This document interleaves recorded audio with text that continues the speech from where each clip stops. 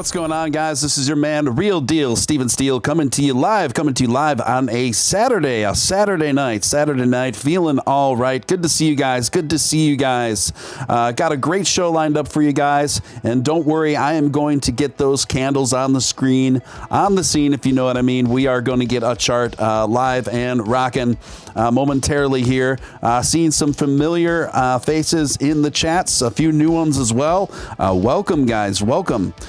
So definitely some fun things to talk about tonight, some interesting things, and we're going to just go where the night takes us. Got a couple great guests for you guys lined up for you tonight as well. I'd like to welcome Lady Doge, Slay Blaze, Donnie DeVille, Zaxi, who else? We've got Shidoshi, Donnie, and look to leap for, yes, and the list goes on. Good to see you guys. The Doge holding very strong, holding very nicely right around that 25 cent mark right now, or that 25 cent floor right now. This is looking really good overall, and we're going to get into some more technical analysis tonight as well. If you haven't hit that thumbs up button, please take a moment to do that. It's the number one thing you can do to help an emerging channel like this get up in front of those tricky YouTube algorithms, and some more people can see and check out the show. So just, if you could, just take a split second to smash that like button like you'd smash your childhood celebrity crush. Guys, also, if you're brand new here, I would like to personally welcome you. My name's Steele. You're watching Steele Live. Feel free to subscribe and hit that notification bell. Stick around.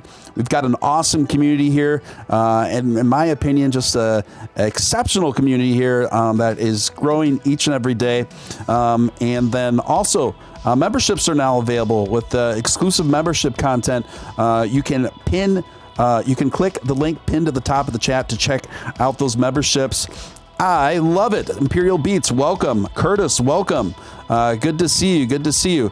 Guys, also, if you're on Twitter, if you wouldn't mind retweeting the stream, just so your fellow community members know that we are live. Because I think about only 25% of all subscribers actually click that notification bell. And it's just something we all do. It's such an easy thing to overlook. I know I even do sometimes in my favorite content creators. So if you are on Twitter, I'm going to ask if you'd consider just retweeting the live stream. I would appreciate it. I'm going to pop that link in the chat for you to do so. And more people will likely keep filtering in here as the show goes on. At this time, I would like to introduce my guests. We have got a man that needs no introduction, a regular co-host of mine here. It is Dogecoin millionaire, Nick Ballz. Nick, how you feeling, man? Hey, Steven, feeling pretty well on a Saturday night. Awesome. Saturday night, feeling all right. We've got the Dogecoin millionaire, Nick Ballz, with us. Look to leap for. Thank you for that super sticker for $5, the Shiba Inu. Bravo. I love it. Thank you for that. And my second guest, who I've known for a while, but it's his first time here on Steele Live. And he's a fun animated guy, knowledgeable as well, and I've had a good time mixing it up with him, mostly on Twitter Spaces, but we go back a bit. It is Mr. Chad Paxton. How are you, Chad? Not bad, Steven. How you doing, buddy? Good. If there's a way you could maybe get your volume a little bit up more, or whatever you're talking into. I don't know if it's a microphone or your phone, but just put it closer to your mouth, and we should be good. Yeah, let me work on it. I'll be right back. Okay, no problem. So Chad's going to be right back. He's just going to kind of fix level for us. Bang Stun, everybody, Bang Stun tonight. I can't help but think of that classic Wang Chung song when I see that name. It's one of my favorite usernames. The Be Supreme is missing so far, but I have a feeling we're going to see him before not too long. Anyway, what do you say, Nick? What is going on? We're hanging out here at about that 25 cent margin. Not too shabby, huh? Yeah, I mean, I think the last episode I was on, we talked about the expirations that occurred on Friday. This was Thursday. Mhm. So as I mentioned, we would see a bit of a downturn after futures expire, or it was either going to go one way or the other. It was going to start piling off a little bit, or it was going to just blast up. And of course, futures expired. Money didn't really flow out of the markets as I thought I would, or as I thought it would. But yeah, I mean, we came down a little bit. We're still looking to retest the 28.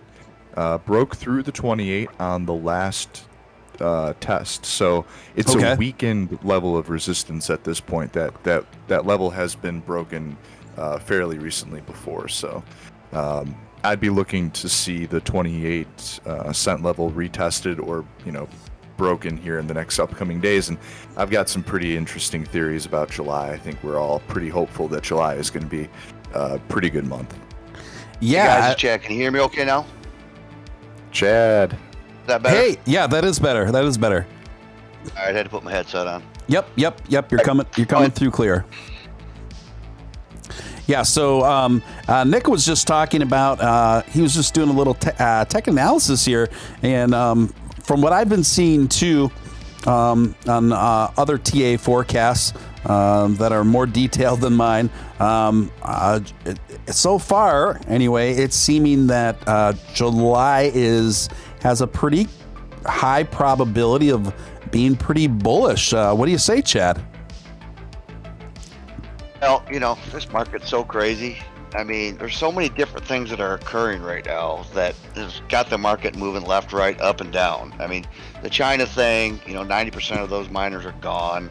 And we all know that, Doge kind of follows the same path as, Bitcoin and Ethereum and stuff like that. So it's I don't know.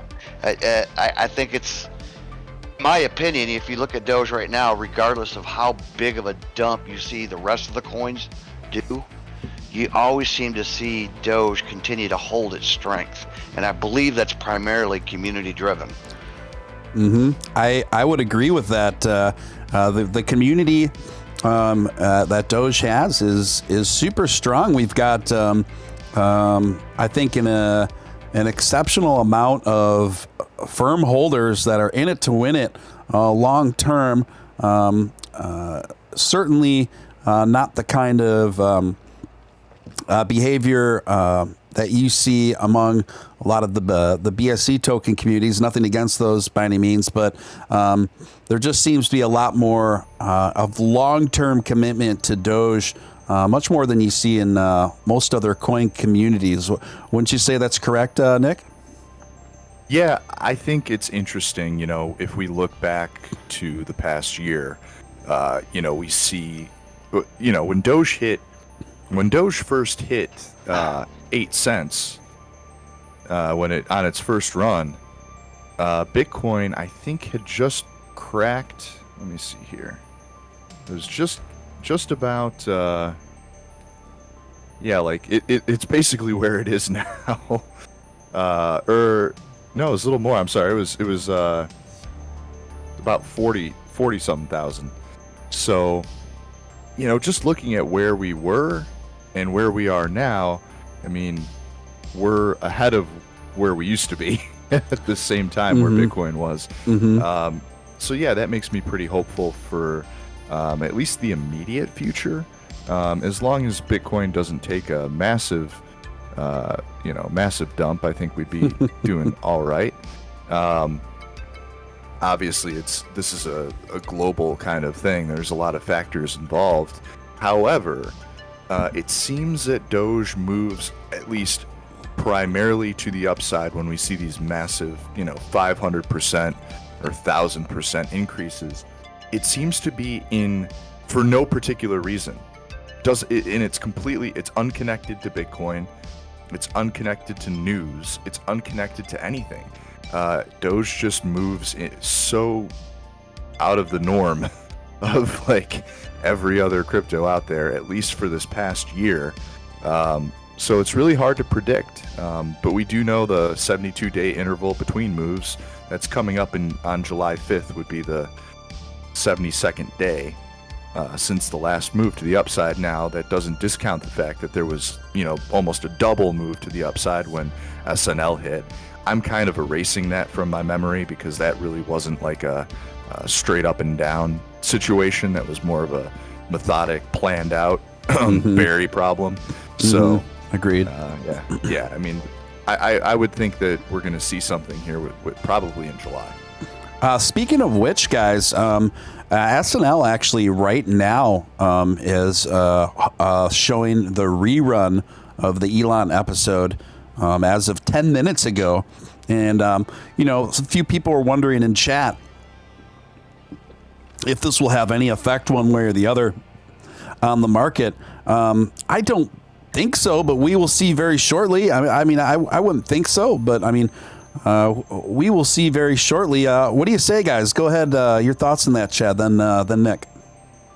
It's hard to figure that out. I think the biggest caveat was the original one when it came out, and there was there was a play already in play with Barry, and that occurred. I don't think that's going to occur again this evening. But again, this market's finicky. Pretty volatile, but it's finicky. Doge seems to go wherever the community wants it to go. Yeah, very true. What do you say, Nick? That would be funny if it was like repeat 2.0 and we shot up to 70-something cents and came back down again. Let's go the opposite direction. Yeah. I think a lot of people, one way or the other, would be looking to take advantage of that. So I don't think we're going to see it again. But I do think that there is a high probability, just based off of the technicals of the past year, that we will be seeing a strong move to the upside and possibly new all-time highs with, in the near term. I'm talking the next, month or two. I think if you listen to a lot of, high-level TA channels, if you look at if you just look at a graph and use your measuring tool, it doesn't take a lot of complex algorithms or anything to figure that out. Hey, you look at Doge. We're 6 months. We're 6 months into it, right? Since it became basically famous, and we're 6 months halfway through the year. So we've got another 6 months before the end of this year goes that Doge can pretty much continue on its path. Now, mass acceptance of this coin around the globe is really going to be the driver, and getting more people to identify the fact that what we've been telling you this entire time is, if you day trade, that's fine, but if you hold and you buy during these dips, community and the way this coin moves, we hold our own. And you look at the Saturday Night Live dip, after that huge dump, a $1 billion dump, and within 24 to 48 hours, we were right back to where we started from before the show started. And we've kind of done it again recently, but we're right back at it. Basically Doge right now is a quarter. So it replaces the quarter in your pocket. And we had a 2-cent increase today with no Elon tweets, no massive news out there that hasn't already been talked about. So it just kind of moves the way this community wants to move it. And I have nothing but faith in it. Yeah. And you raise a really interesting point, and one that I try anyway effectively, in my opinion, to convey on this show and on my socials, which is, today we've seen a nice increase in the absence of Elon tweets.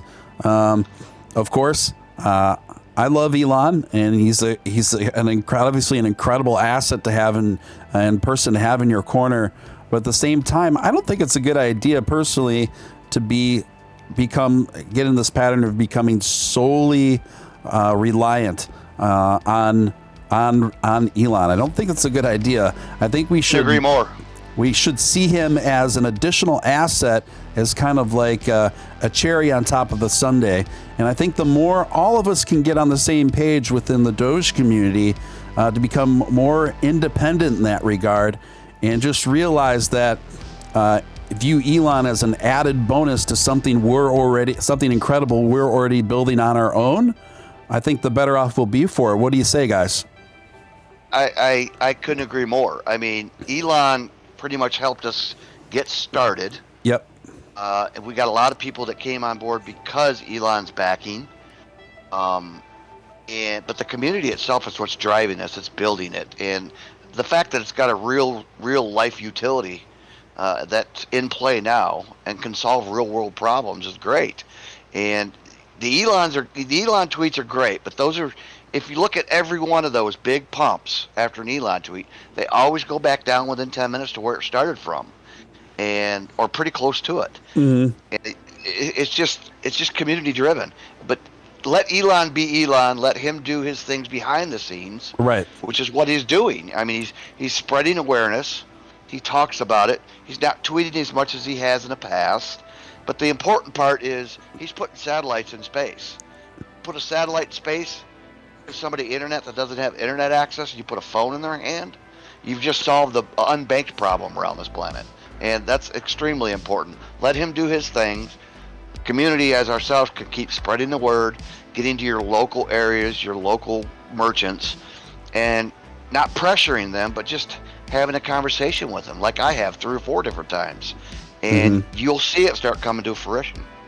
Yeah, right on. Let me get to a couple of these super chats, and then I want your thoughts on all that, Nick. Esteban, good to see you back. My brother from another mother. I'm a little biased because of the name. Thank you for your $5 super chat. What's up, Steven? Haven't been here in a while, but I'm back to support. Well, it's good to have you back, my friend. I know it's, I see viewers that kind of ebb and flow in and out according to how life is hitting them and treating them, and how the schedules work. I understand, but welcome back, my friend. Also, speaking of welcome back, Rock Lobster, haven't seen you in a little bit. Welcome back with the $5 super chat. The uncle is here, he said, rad. So definitely got a few fans in here, Chad. Yes. So guys, my guests tonight are obviously Nick Ballz and Chad Paxton, otherwise known to some of you as Uncle Chad, a very colorful character in the Doge community, and we're glad to have him here tonight. So getting back to conversation here, Nick, what do you say to the sentiments about not being solely reliant on Elon? Well, I think if you look at the major increases that Doge has had, I'm not talking about like an Elon tweet and then a short rise up and a short decline down. Like, I'm talking about the major moves to the upside. Each one of those has been random for no reason at all. They were all like on weird, like normal days of the week, like Thursday afternoon. For no reason. So I don't think, I agree. I don't think we should be, reliant on Elon. I think people take advantage of the market that way, which, you know what? Hey, it is what it is. It's just, that's crypto. But I do like Elon. It seems like Elon and Billy have become like best friends. Like he replies to everything he puts out now. Which I think is really cool, because obviously Billy has still a very good kind of, I wouldn't say working relationship, but he's got a relationship with all the devs. They're all friends. They're still cool. It's cool to see all those, very, very smart people just vibing and kind of hanging out. Yeah, agreed. And I even made a video about this very thing, because I do think it's important. I think it is an important thing to discuss and for people to think about. And it's amazing how there's always, how popular the sentiment is when I express it on either Twitter or on YouTube. The sentiment's really popular. Last time I posted something about that, how something to the effect, and and this isn't verbatim what I said, but something close to it on Twitter. I just tweeted out, just a reminder that we've been making a nice comeback, a nice rebound in the absence of any Elon tweets about Doge or any announcements about Doge, and it ended up getting 1,500 likes or something like that. But there's always a section of people, a smaller section of people that always take that as me attacking Elon or me like I'm belittling Elon or that I don't like Elon. I love Elon. Anyone that watches my content knows that I'm a huge Elon Musk fan. I love Elon. I can't express that enough. I just don't think it's a wise strategy to be solely dependent on one person when you're building something like this. To me, that's just common sense. It's just common sense. Esteban, go ahead. It's good investment advice too. I mean, if you're solely investing and waiting on an Elon tweet, you're not really thinking through this correctly. You need to look through this. And the bottom line is, we can all support, and we all love Elon, and we can all support him, but we don't have to, on a day-to-day basis, nag the hell out of the guy. That too. And it's just, it almost looks like you're begging, and we don't need that. The community itself is driving this. Yes. And the fact that it has a real utility and it's in use and it's worth more than IBM, for crying out loud, already. Yes. That's what's driving this, and helping people with the donations and with the charities like American Cancer Society and shelter groups and things like that, and donating back and forth to each other just to get the word spread. That's what's driving this. And Elon is fabulous. We all love him.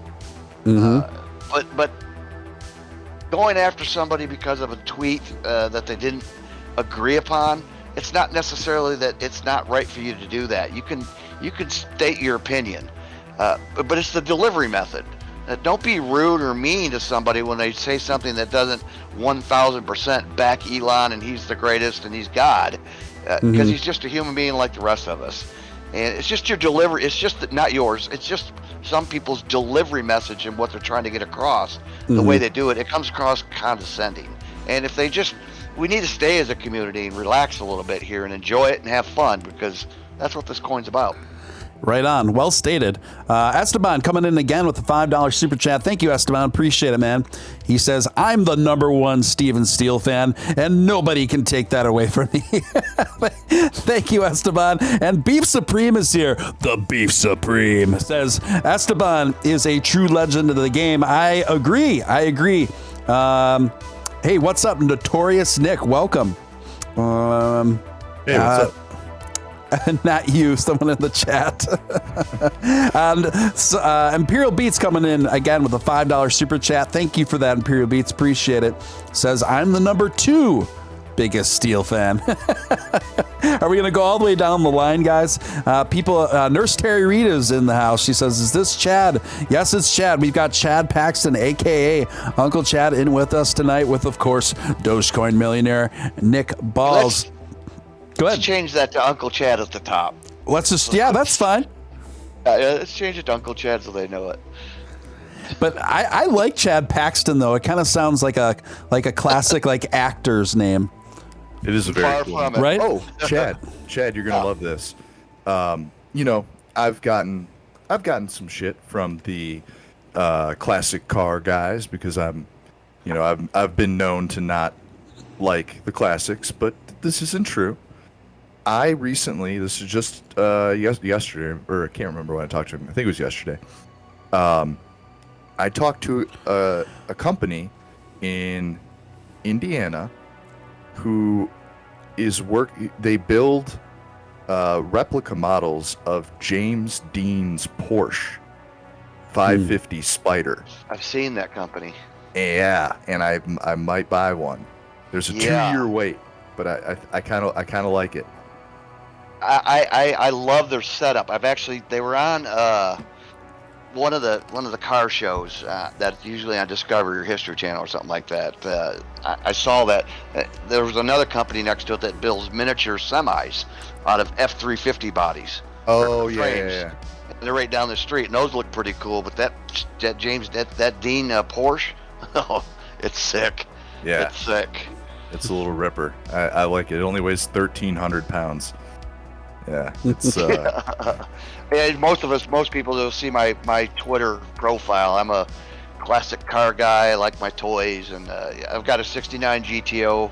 I just Nice. sold the '70 Nova, and I have a '73 Gran Torino Sport Fastback, and I've got a '69 Charger RT. Wow. Unfortunately, I sold the Nova, and the other 3 are still in storage down in Texas, but I haven't had a chance. I had surgery last year, and I was supposed to get it after the winter time because I won't put it in snow. yeah, Wow. no. Chad, Now's out a of, great time to sell cars. Like Chad, right out now. of, Yeah. Chad, out of all those cars, which one's your favorite to drive? My favorite to drive is the Gran Torino Sport. Yeah. Because it's just a smoother ride, even though it's got plenty of horsepower in it. But the beast is the RT Charger. It's got 495 horsepower, and it's built to the max. Nice. What year is it? 69 RT. Mm. The GTO's numbers matching, and I don't drive it that much. It's because it's mint. It's a concourse rebuild. Everything's numbers matching. I just built the internal, so when I pulled the 400 out, I bored it out 60 over. I put a stroker kit in it, so it's stroked. It's got a smaller crank in it. The transmission's all factory, but it's built with a stall converter, and the rear end's all the way up to, I think I got the 373 rear end gears in it. So I like cars that go from stoplight to stoplight faster than anybody else. I'm not a big 200 mile an hour fan. I was lucky enough to drive around MIF Speedway when I was a car salesman a long time ago. They had an event when the new Trans Ams came out with the Corvette motors in them. I was selling Pontiacs at the time.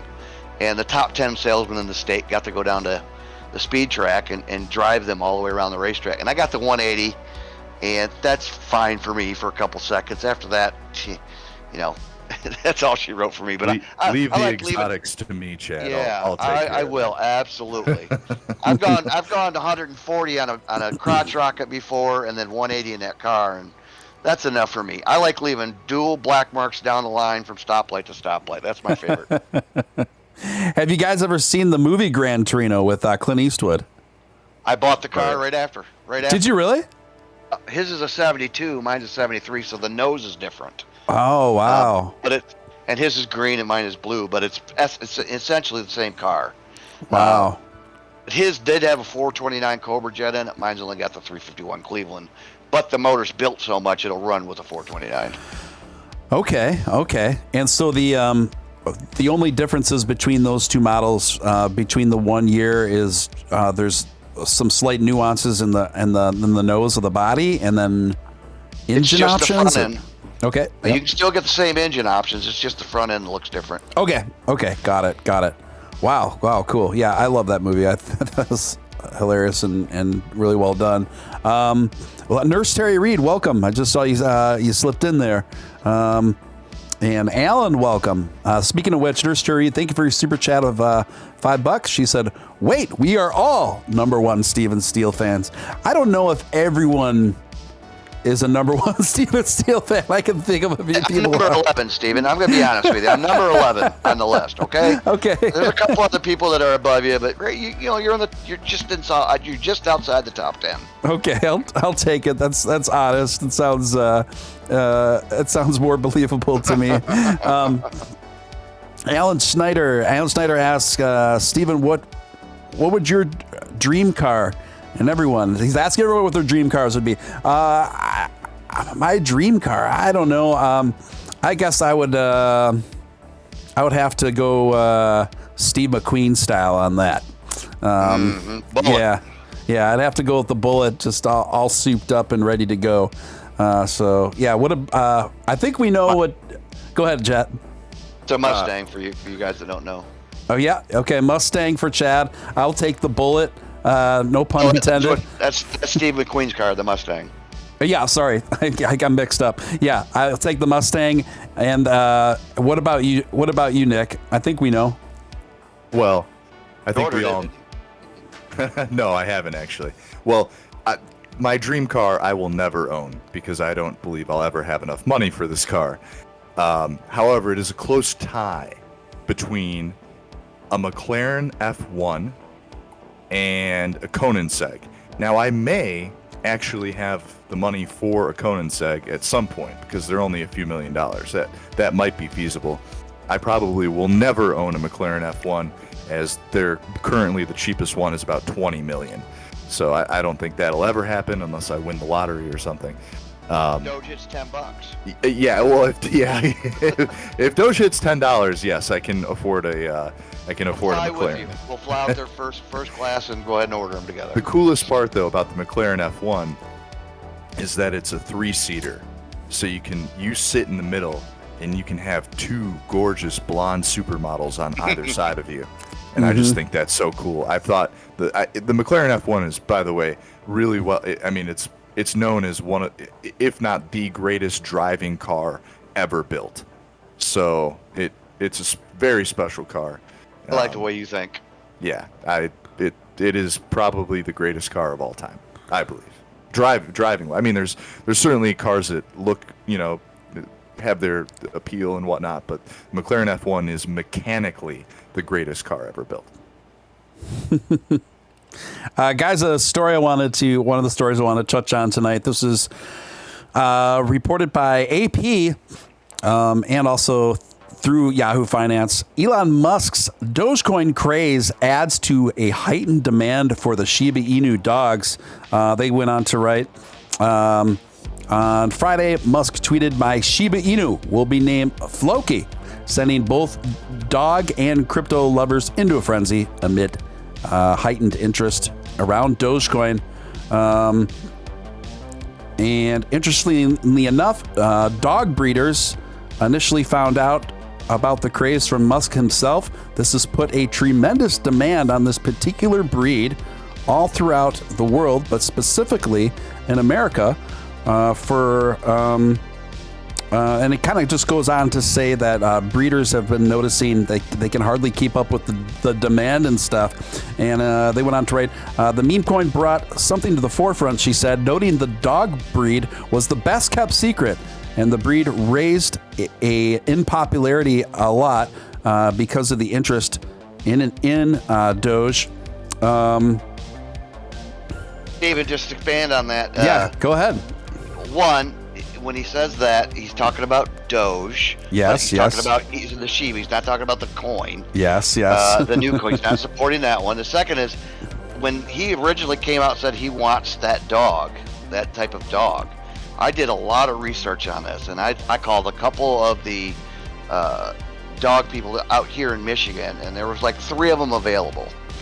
And before that text came out, they're like $1,800 to $3,000, depending on the bloodline, per pup. After it gets off the mom's tit. Wow. Mm-hmm. And now they are over $15,000 a piece. No way. Yep. Because I sent Elon a tweet. I said, "Look, I found 2 of them here in Michigan. No, you're looking for one." Obviously, he's never responded to me, but I just wanted to go look. And they went from $3,000 to $15,000 right after he tweeted that. You're kidding me. Not kidding you at all. So the local Shiba Inu market by you went from 3,000 to 15,000 in an instant? Yep, and it's a waiting list. That's over 100 people, what the lady told me. Over 100 people, and you have to pass a background check. And they come to your house, and they check and make sure it's perfectly functional for a dog. It's not an easy breed. I really wish people, I know a not few good people, in heat, from I understand. Not good in heat. They are not an easy breed to keep. In fact, they are a vicious dog. If not properly trained, Shiba Inus they're war dogs. They were downright mean. Yeah, they were bred for battle in Japan. That's that's the reason they are the way that they look, is because they were bred to chew people's faces off on the battlefield. They're not an easy breed at all. And I wish, people, whoever, obviously now who has the money for them, people who can afford to take care of them and train them properly. But before, you Going could with get a boxer. Yeah, you could get them pretty easily, and it's like, well, you got to know what you're getting yourself into. Just like the same thing, I want to get a pet ocelot, but I know that it would rip my face off. I still want it, but I know you got to know what you're getting yourself into. Yeah, no, you really got to know what you're getting into, regardless of what animal it is. But yeah, you're right. They can be, if you don't train them right, they can be downright mean. Yeah. Yeah, and I've heard they're one of the more difficult breeds to train. Is that true, guys? Oh yeah. I personally have never trained one, but that's what I hear. Yeah, I have a buddy, not my business partner, but his friend, a mutual friend of ours, has 2 of them, and he spent a pretty penny. My business partner has these. I don't even know what they're like French bulldogs. I think that's what they call them, Frenchies, right? He's got 3 of them, and they're tiny. They're like these, they're little dogs. They're French bulldogs, and they're super rare. Whatever, their colors are super rare. He paid $25,000 per dog for 3 of these dogs, and I just don't see it. Like, I don't get it. And first off, I'm allergic to dogs. I can't, and these ones especially, I can't even be around these things.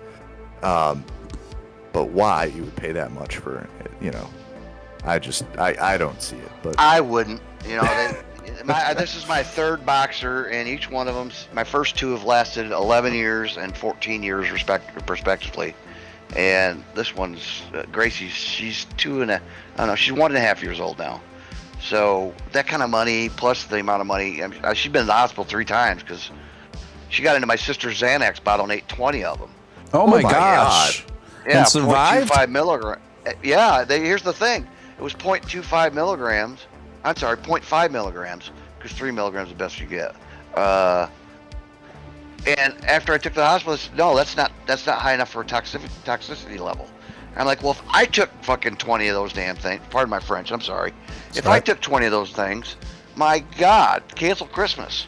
Yeah, I'd be asleep for like 2 weeks. That's crazy. Yeah. Maybe dog's metabolism doesn't. That's what they said. It just ate it right through it. It ate right through it. It was more dangerous for her to eat a half a pound of chocolate chips than it was for Oh, for sure. Yeah, for sure. That's so wild. Crazy though.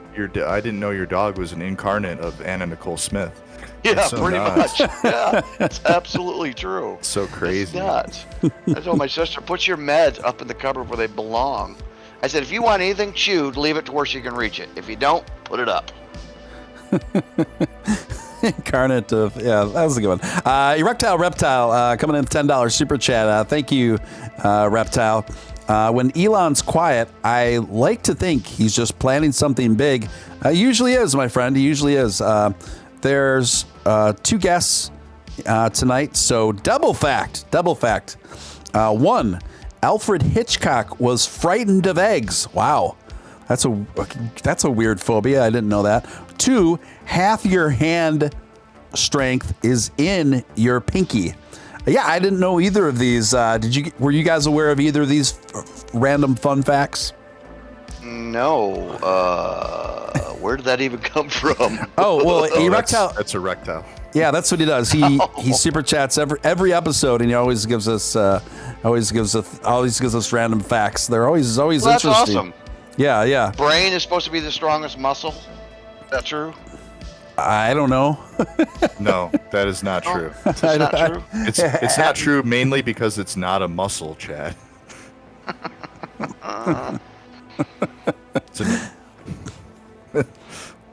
Oh, that's funny. So Alfred Hitchcock was frightened of eggs. I don't know if I've ever heard of anyone having an egg phobia of all things. That makes seems me think of very Salvador peculiar. Dali, who loved eggs. Right, obviously. Yes. They were kind of 2 similar weirdos, you would think. Love Yeah, his paintings, though. Yeah, you definitely wouldn't want to gift Alfred Hitchcock a Salvador Dali painting. Okay. You hate that. Actually, the jaw is the strongest muscle. That makes sense. Both of them. Yeah, that makes sense. Like per millimeter or just overall? Because there's no way your jaw is stronger than your quad. It is, with all muscles of the jaw working together, can close teeth with a force of 55 pounds or 25 kilograms on an incisor, or 200 pounds on the molars. So I just said, what's the strongest muscle based on its weight? Okay, so based on size. Yeah. So, but if you're the strongest muscle is probably your quad, I'd imagine. Strongest muscle in the body is, I love Google. Yeah. So heart, musculatus, solus, and maximus, and uterus. Whatever. I'm done with this. Okay. Another story I wanted to get to, and this is one I'm sure you guys are well familiar with, but it comes through Market Insider. Elon Musk says he will debate Jack Dorsey about Bitcoin after criticizing the token's energy use. And then it goes on to write, Elon Musk on Friday appeared to agree to an invitation to talk to Bitcoin bull Jack Dorsey about Tesla's recent criticisms of it. Musk, who has criticized Bitcoin's insane energy use, trolled Dorsey about the token on Thursday night. The Twitter and Square boss actually like that for once they didn't say. I like for once that they described Jack Dorsey as Square boss. It's funny. Wrote in a tweet plugging the B word, quote unquote, conference. Musk suggested the B word stood for bicurious before saying, "Oh yeah, right, Bitcoin." Dorsey responded, "Let's you and I have this conversation about the event. You can share all your curiosities," he added. "Let's have the talk." Musk eventually replied, "For the bit curious? Very well. Let's do it then." It's unclear whether or not Musk will end up appearing at the B Word conference, which aims to, quote unquote, demystify Bitcoin, and will also feature ARK Invest boss Cathie Wood. Yet Bitcoin enthusiasts might relish the chance to see Dorsey quiz Musk. What do you say, guys? Do you think he's gonna? Do you think Musk will actually come through and show up at this conference? I don't know. If you think he's gonna? Do you think he's gonna follow through, Chet? I think he's gonna do it. I think he's gonna do it specifically because of the crypto environment we're in right now. Mm-hmm. And I think he's tired of it. Not tired of the crypto itself, but the maxis and things like that. One of his famous things I saw him say. When he brought up the joke about how many light bulbs does it take, and then I thought it was brilliant when Michael Saylor, and I'm not a big fan of his, responded, "Give us 10 minutes and we'll hash out a solution." I thought that was freaking hilarious. Yeah, that's a pretty good answer from Saylor on that. I agree. And then they included a quote from Billy Marcus in this article, too. It said, Billy Marcus, one of the founders of Doge, tweeted that Doge is at its best when it's funny, he said. When people get too serious or militant about it, for me, that ruins the charm. Keep Doge fun. And then the reason why it segued into that in the article is they went on to explain that Musk also appeared to renew his support for meme cryptocurrency Dogecoin on the same night. This is interesting. Uncle Chad here says that this thing is going to go down, that Elon is going to take a break from his obviously super hectic schedule to go to the B Word conference. What do you say, Nick? What are your thoughts on this, and do you think Elon's going to follow through on that? The rumble in the jungle. Yeah. I think it could be wonderful. I've heard some chirpings that Cathie Wood wasn't really so happy about Elon, doing Elon stuff. And I think Cathie Wood is great and everything, but she's also one of these Jesus investors, which I always found so strange. I don't know if you guys explain that more for the room. She somehow manages to tie faith in with exponential wealth. She's like a god God investor. And by the way, I don't know if you guys recall this, but there was another one of these God investors back in China. I can't remember the dude's name off the top of my head, but he just lost $3 billion. He got his whole fund, or actually, it was like $30 billion. Got his whole fund liquidated. I can't remember the name of the guy. It just happened a few months ago. But very famously, he was one of these Jesus investors, which, you know what? I can't, for the life of me, I can't understand the marrying of faith into generating that kind of wealth. I don't know. It's just me. Something about billionaires and like Jesus.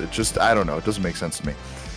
If that's what you want in your private life, that's fine. But like trying to inject that into like why you make $1 billion every year it's insane.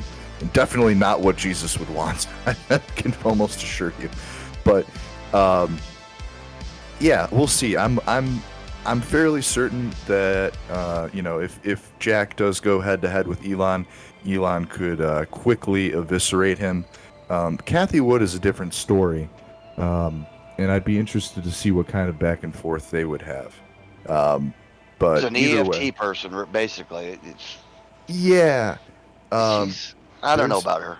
Yeah, I like her investment strategy is pretty on point, and I like what she's doing. Yeah, I don't see a need to like tie in faith with EFTs.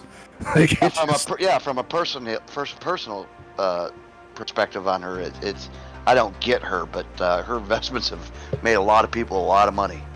Yeah, I'm trying to look up the name of the guy. He was from China. Not talking about Jay, what's his name? The other guy Elon went face to face with a few years ago, are you? Owns the Chinese version of Amazon, Huang. I think. Archelaus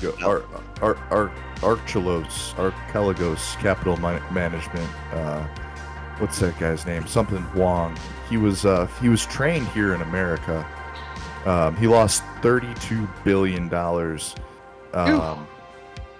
Yeah, everything. He lost everything. By the way, he was doing some, and here's why I don't like faith investment. For the same reason I don't like faith prosperity preaching. Yeah, I don't like them either. Bill Huang was this guy's name. Anytime you're in a situation where you're dealing with tons and tons of money, like most of these prosperity preachers, or in this case, Bill Huang, you're telling everybody, I'm doing this all because this is God's plan. And behind closed doors, you're stealing billions of dollars in shady bank deals from gigantic institutions and committing horrendous frauds. So flying jets, personal jets from one place to the next. You got your own personal jet, and you're telling what Bill Huang did was he took out loans from multiple large institutions, didn't tell them about each other, and he was legally obligated to. He knew the amount of debt he held, and he didn't say anything about it. And I don't think that that was Jesus's plan. No, not at all. I don't think that was in Corinthians. I'm pretty sure they didn't say that in there. That's a good lesson for everybody to learn. Whether you've got $100 in your bank account or billions in the bank account, don't invest more than you can lose. If you lose $32 billion, then you're in trouble. Good luck with that. This guy was borrowing. He was not only he was working on margin. So it got messy, and it caused. And here's the thing: like, it's one thing if you're trading your own money. It is what it is. I don't care.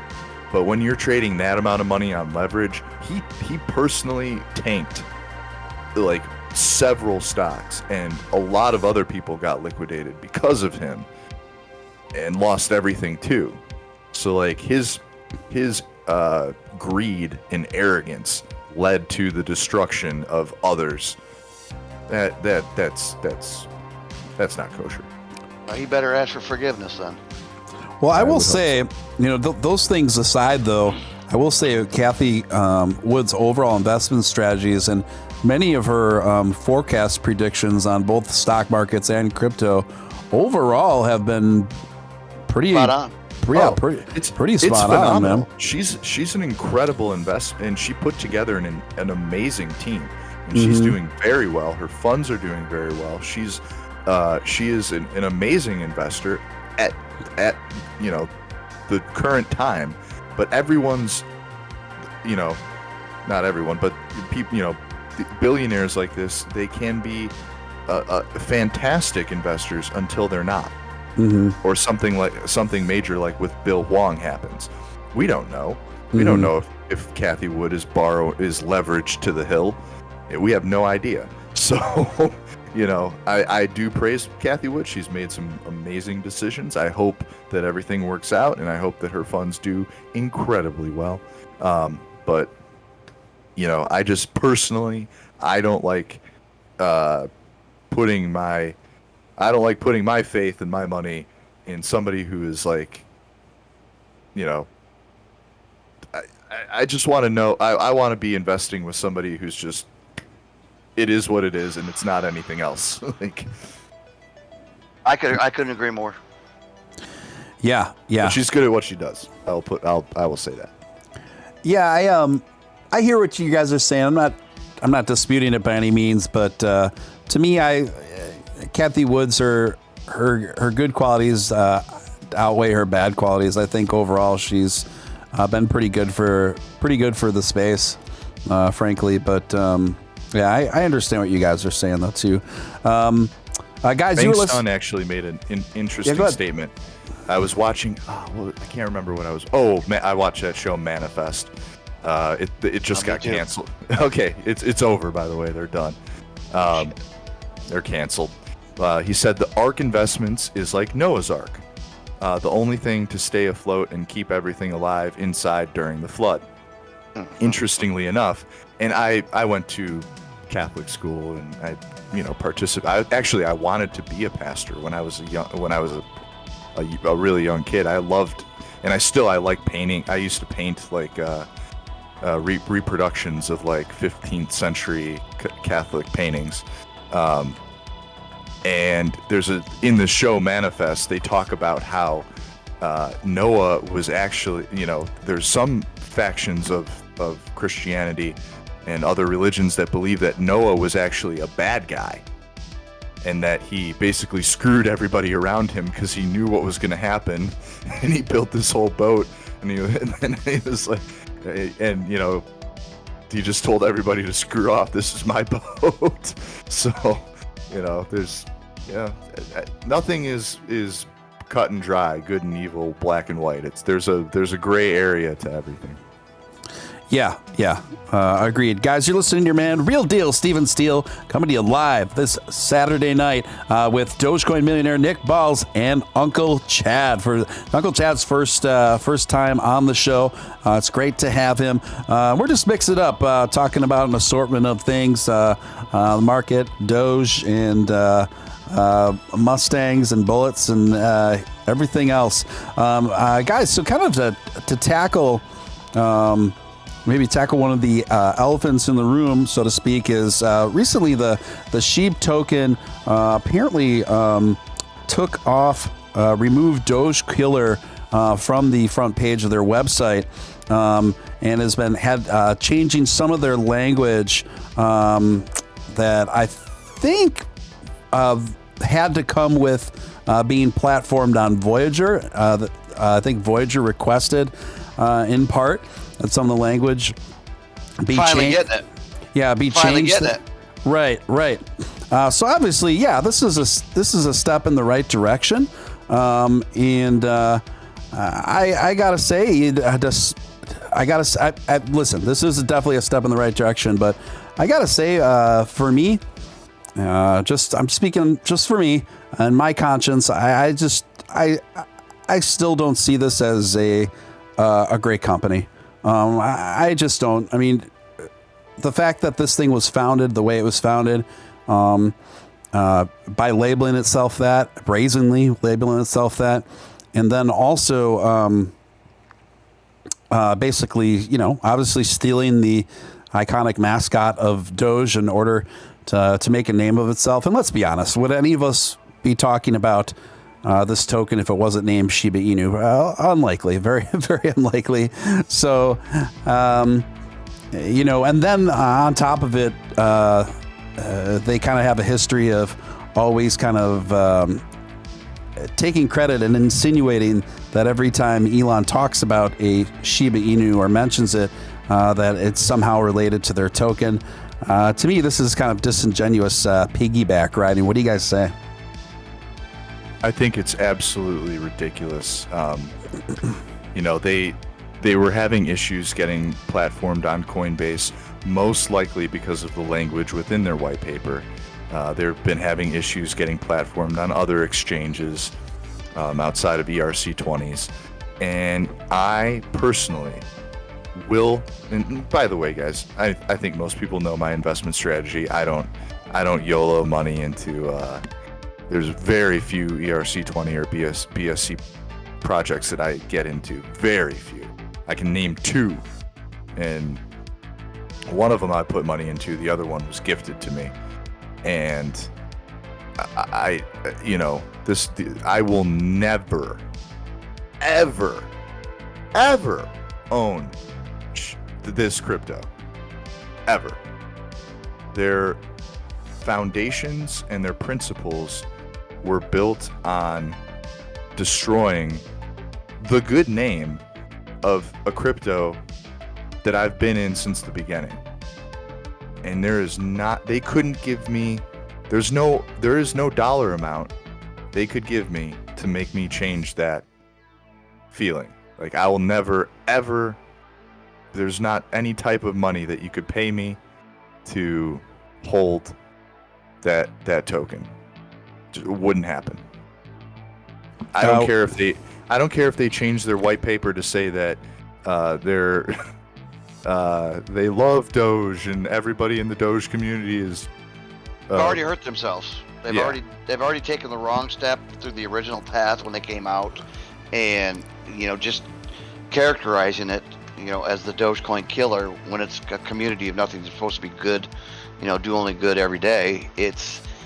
And they're trying to promote it themselves, and taking that vision, and ultimately what they're doing is they pulled money away from what could have been used into a token or a coin that's actually got some utility to it. But they took the wrong approach, and they're backing it. They're trying to backwalk it now, because they are hearing from a lot of their community members that, one, a lot of them didn't want that in there in the first place, and two, I get shilled every day, as just like most of you guys. People get shilled every day, and my response every time says, you should look at Shiba Inu.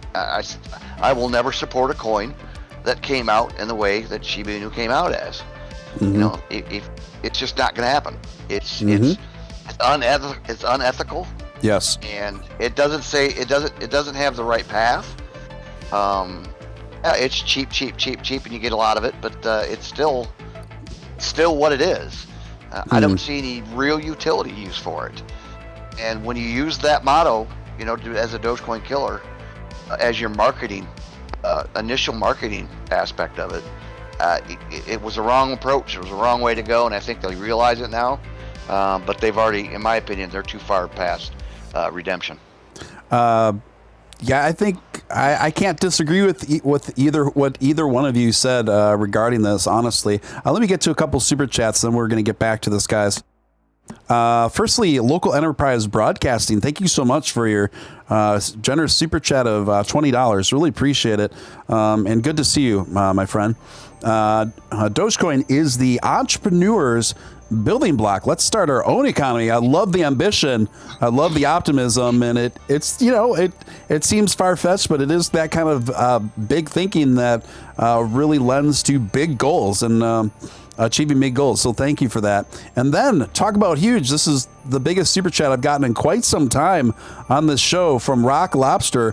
$100. Thank you so much for your huge generosity with that, Rock Lobster. I super appreciate you, man. I appreciate that. That's Very, very generous of you, very kind of you. And his message was just, "Amen, Nick." So Rock Thanks, Lobster. George is the guy. George is the guy. So George coming in with big agree on what you guys are talking about with in regards to Sheeb. Big agree, big support from Rock Lobster. Thank you so much, George. Great to have you in the mix always. And then Local Enterprise Broadcasting with another additional $5. Thank you for that. Shiba coin is a fad. Doge is forever. Well, likely that's, I think, how this is going to play out. It's one of these things, guys, where, and I don't, my intention is this, not to cause any beefs or anything like that, but I've just noticed that there's even some people that I know, that other content creators that have kind of soften their position to be essentially pro sheep. I just, people are led in different directions.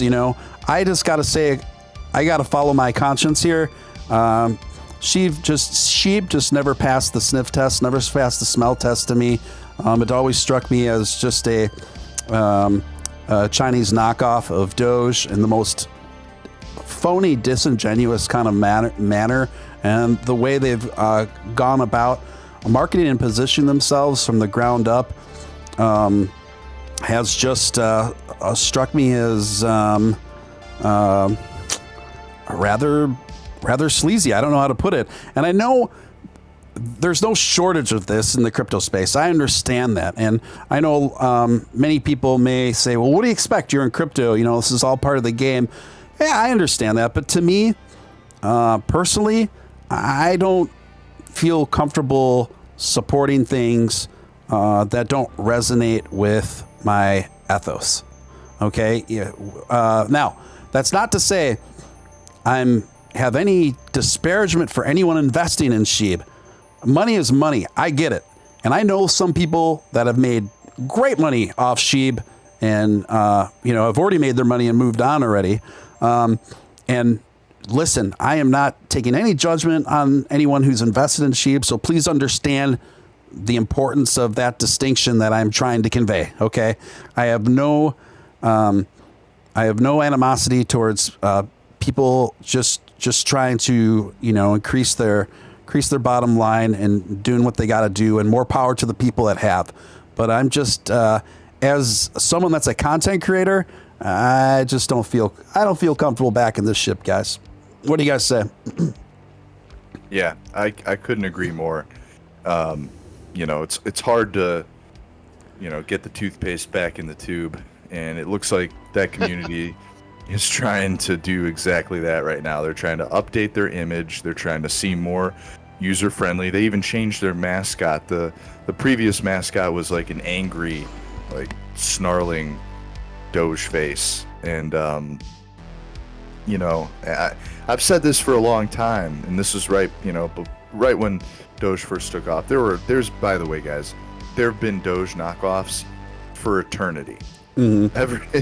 Since Doge first happened, there's been Doge knockoffs, and I don't care, if people want to YOLO their money into ERC20 or BSC projects, that's fine.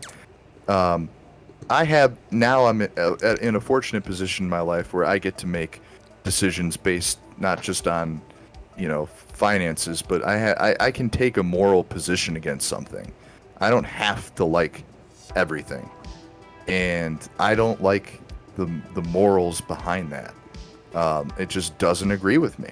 It'll never ever agree with me, and as I told many people in the past, when Doge was 5 cents, when we were trading between 5 and 6 cents for 3 months, people said, well, there's these tokens, like the Doge clone or, Shiba Inu or all these other ones, and they're going to be the next Doge. And I'm like, bro, when you go and you go to your girlfriend's house and you get her a gift or whatever, if you and you get her like a Louis Vuitton purse or something like that. If you bring her a Fugazi, bring her a knockoff. If you bring her a knockoff from the South Side, she's gonna know. And and if she doesn't know, she's gonna find out. And I don't buy knockoffs. I just don't. I buy the real deal Steven Steele of coins. If you can't afford it, you wait until you can. I'm not going to go down that path of getting into a slag token. I call them slugs, just to fear of missing out. It'd be great to dump some money into a real crappy ass token and make $1 million on the thing the next day. And you could have some bad thoughts about that later down the road. But to me, just like Nick said, I'm in a position now where I get to choose, not on a financial perspective. It's a moral thing to me, and it's got to be ethical. And I'm not going to invest in something that doesn't have a use case. It's got to have a real use case, and it's got to solve a problem, whether it be local, national, world problem, like unbanked. And if it doesn't have that, I'm not interested in it. And they're not going to last very long. I can promise you that. These coins that don't have real use cases are not going to be around a long time. Not to mention the math behind them they're all the same. They all have the same quadrillion coins and these burns and these reflections, and they all operate on the same mathematical principles. Yeah, there might be a plus or minus quadrillion coins or whatever it might be, but they all operate on the same math. And the thing that got me into Doge at the beginning was that the math around Doge was new and interesting to me. There hadn't been at that point it was a billion cap coin. There hasn't been anything like that since, back in 2014.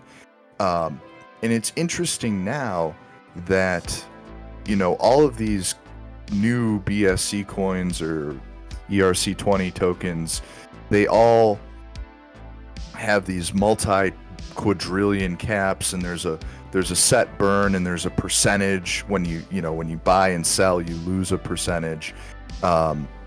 When everyone back in my day was arguing about a minor inflation, which would ultimately become a drop in the bucket, like a decreasing inflation rate, essentially, which is still what makes Doge one of the most attractive options, because it really does lend itself to actually being used as a currency.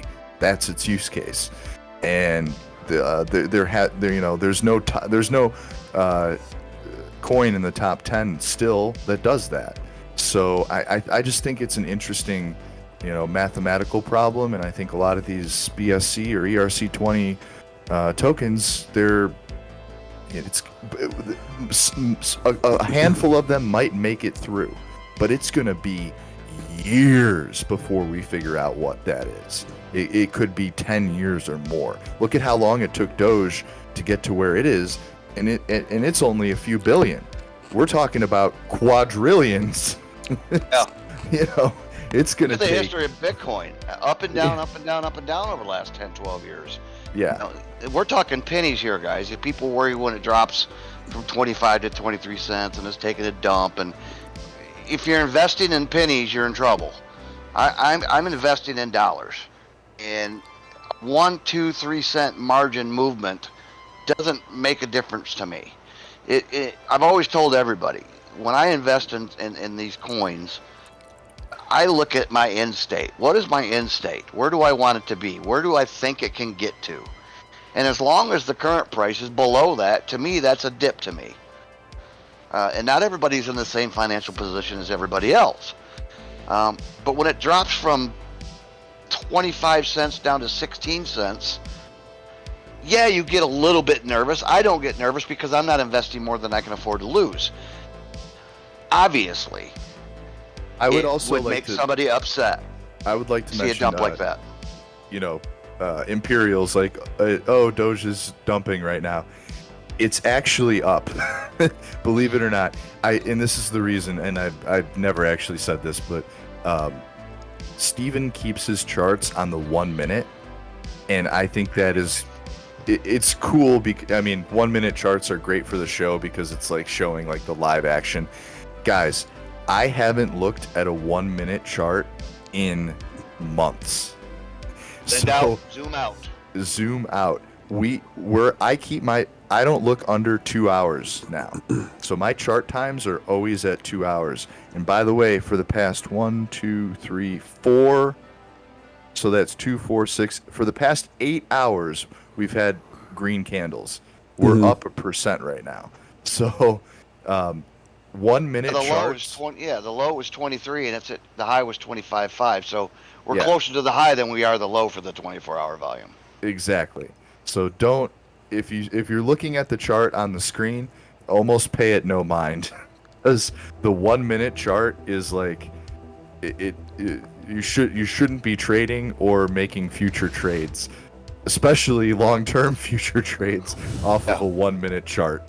It's like start your chart out at start your chart out at January and look at the upslope. It's like a ski slope to where it's at now. Look at hourlies at the very least. I keep my trading view on 2 hours. I don't even, now if I'm going to make a trade, if I'm going to buy or sell, I might bring my chart view down to the 15 minute or the 5 minute. But even then, there's almost no point for me to go into a 1 minute chart, because I'm moving around 1 million coins at a time. There's almost no guarantee that my million will get swapped in a minute anyway. So I'm not buying at 24, selling at 25, and then rebuying back at 23. I'm waiting for dimes. I want to see dimes and quarters before I start making any decisions. But I've only sold Doge once, and that was to pay off my house, my truck, and buy a new jet ski. And then that Uncle same Chad's day, got a jet boat. Yeah, and then the same day, the next day, I put all the money that I took out back into it at the same price, so I didn't lose anything. Yeah. You got a jet ski, Uncle Chad? I bought a brand new Yamaha jet ski. Nice. Paid off my truck, paid off my house, and 2 credit cards. Can you tell me something, Uncle Chad? I can try to.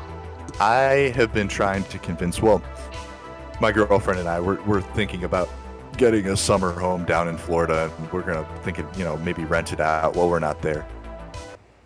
I like living down there. She likes being down there. We all like being down there. I want a jet ski, right? I don't know anything about jet skis. How hard is it to maintain a jet ski? I have no clue. Really simple. Yeah. I mean, you ain't got to do crap. The only difference between up here and down there is salt water. So you don't want to leave them in the water. So if you do have a place and it's got a dock where you dock it, or a marina, make sure it's got a scale to bring it up out of the water. Because the salt water can erode a lot of stuff. So from my perspective, when you're down there in that area, and I even do it up here, every time I take it out, I flush it. That's all I do. And at the end of What does that mean? You just run a garden hose through it? Run a garden hose through it. It's got a attachment that goes to the back. It flushes all the contaminants and salt and all that stuff out of the machine, out of the engine compartments, and all the internals. So nothing starts to, rust or anything like that. You have to get it serviced? Every year, I take it down there and I have it winterized. Take it down to a marina. Well, I wouldn't have to do that down there. Probably. Yeah, well, if you're going to store it for a while, you want to have it winterized. If it's going to be out of the water and in storage, all basically is you take 2 spark plugs out, you scrape some fogger in the cylinders, spark plugs back in, and grease everything up and flush it out, and you're done. It takes all of 10 minutes. Interesting. Okay. I was looking at Yamahas the other day, and I was get a 3-seater down there. You want the largest one you can get on that ocean water. Yeah. I've been through we were in the waves, but we were on vacation, and you need something hefty. We actually when we were down there, we saw a couple on a jet ski, and they flipped the jet ski, it was upside down, and I'm like, oh my god, this is gonna sink. Oh, they don't. And they don't. I had no idea. They just flipped it over and they kept on riding. Yeah, they've got billows in them, and they also have bilge pumps, so when water gets in it, it pumps the water out just like a boat. The newer ones nowadays, over the last 7 to 10 years, they've got steps. So when you come off, you can easily grab onto the back of it, crawl up. Doesn't matter how big you are. You know, I'm 225 pounds. I need to be 180, but I'm 220, and when I grab on it, it doesn't move much at all. So make sure you get mine's decked out. It's got the stereo on it and all that crap. You may not need all that when you're down there in the ocean. Bluetooth? Yeah, it's all Bluetooth. It's it's everything. But Sweet. I ride from lake to lake because I'm on a 7-lake chain. From where I'm at, the first lake, I can go to 7 different lakes right on my jet ski. Go down the canal, and they all connect to each other. So it's miles and miles. So you're in a no wake zone. It's nice to have those tunes going. But when you're out there just screaming and ripping, you won't even pay attention to the radio. Huh. Maybe I'll come hang out for the summer. Yeah, you're welcome I up can here anytime. Learn how to drive a jet ski. Absolutely. Right on. Let's see. Party Lake Drone Scout. Love it, Uncle Chad, says Rock Lobster. Thank you. Someone else talking about Kenny Powers.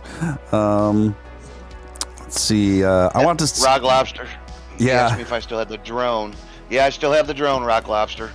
For those of you who don't know, I run a drone on GPS behind my boat, and it tracks me, it follows me. I go out to the Party Cove, which is 2 lakes over, and then I drive it back, and it follows me back. And now, anytime I want to go out, and if there's nobody, I want to see if there's anybody out there, I'll send my drone out.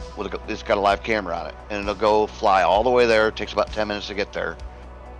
It'll have a video that goes on my computer or on my phone. If there's a bunch of boats out there, then I know I'm going to go out. If there's nobody out there, I usually stay home.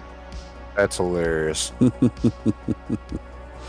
Technology at its finest. It's unbelievable. I love it. Yeah. That is wild, man. I can't believe how much drone technology has come along in the past several years. It's incredible. I mean, you get a really, really, really, really nice one that will run for 40 minutes without having to charge it for, under $1,500. But you can get cheaper ones for like $99 that you can just screw around in your backyard or what have you that they'll last 7-10 minutes in the air. Wow. So you get some inexpensive ones. If anybody's looking for one, just buy the cheaper one, play with it, and move up as you get more comfortable. What kind with do you have? I don't even know the name of it. I mean, it's an Excrea or something like that. It's out in the garage. There's a long name on it, but it's like a ER255S model or something like that. Okay, right on. Guys, It's kind of like, it's like Sky Duo. Oh, okay. Yep. Got it. Guys, if you have any questions for myself or either of my guests tonight, feel free to pop them in the chat. And we're talking with Nick Ballz and Uncle Chad about drones and jet skis, and the literal Shiba Inu and the figurative one as well. So what do you say, guys? I did register I'm gonna get for that. heading out. Okay, no problem, Nick. Thanks for joining us, Nick, and I'll check in with you tomorrow, my friend. All Care, right, brother. sounds good, everybody. Take it easy, Chad. Too, but Very good. As you were saying, Chad.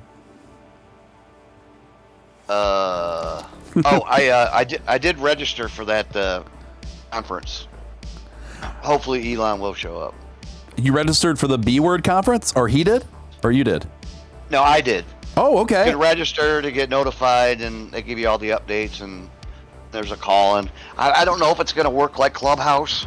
Yeah. Where they have a max, so I wanted to register just in case they did, but I'm assuming it's going to be pretty wide open. And when is that again? It's supposed to be like July 20th or 21st or something like that. Okay. I don't have it in front of me, but it's like mid to end of July. So the B Word conference isn't like a physical conference like the annual Bitcoin conference. It's like an online thing? I don't know. I think it's an actual conference. It's not like the one they just had. I'm not too sure. I've not heard of it before. Yeah, because I was under the impression that I think he's gonna physically show up with Kathy Woods and Jack, and that could be very interesting. That could come away with some pretty epic footage and epic moments. Yeah, I believe he will, and I believe it is an in-person thing. But you can register and you can go online and watch it live. I'm not going down. I'm not going to it. Okay, yeah, that's what I was wondering. It's like, whoa, were you actually traveling to go to there? Okay. Hell no. I was like, that's commitment, man. That's commitment to the coverage for sure. Consider it if I knew for a fact he was going to show up. Yeah, we don't know. I mean, with a guy as busy as him, committing to something like that's a big deal. You know what I mean? That's where I'm like, I'm just not sure if he's going to show up, but you seem to think he's going to show up.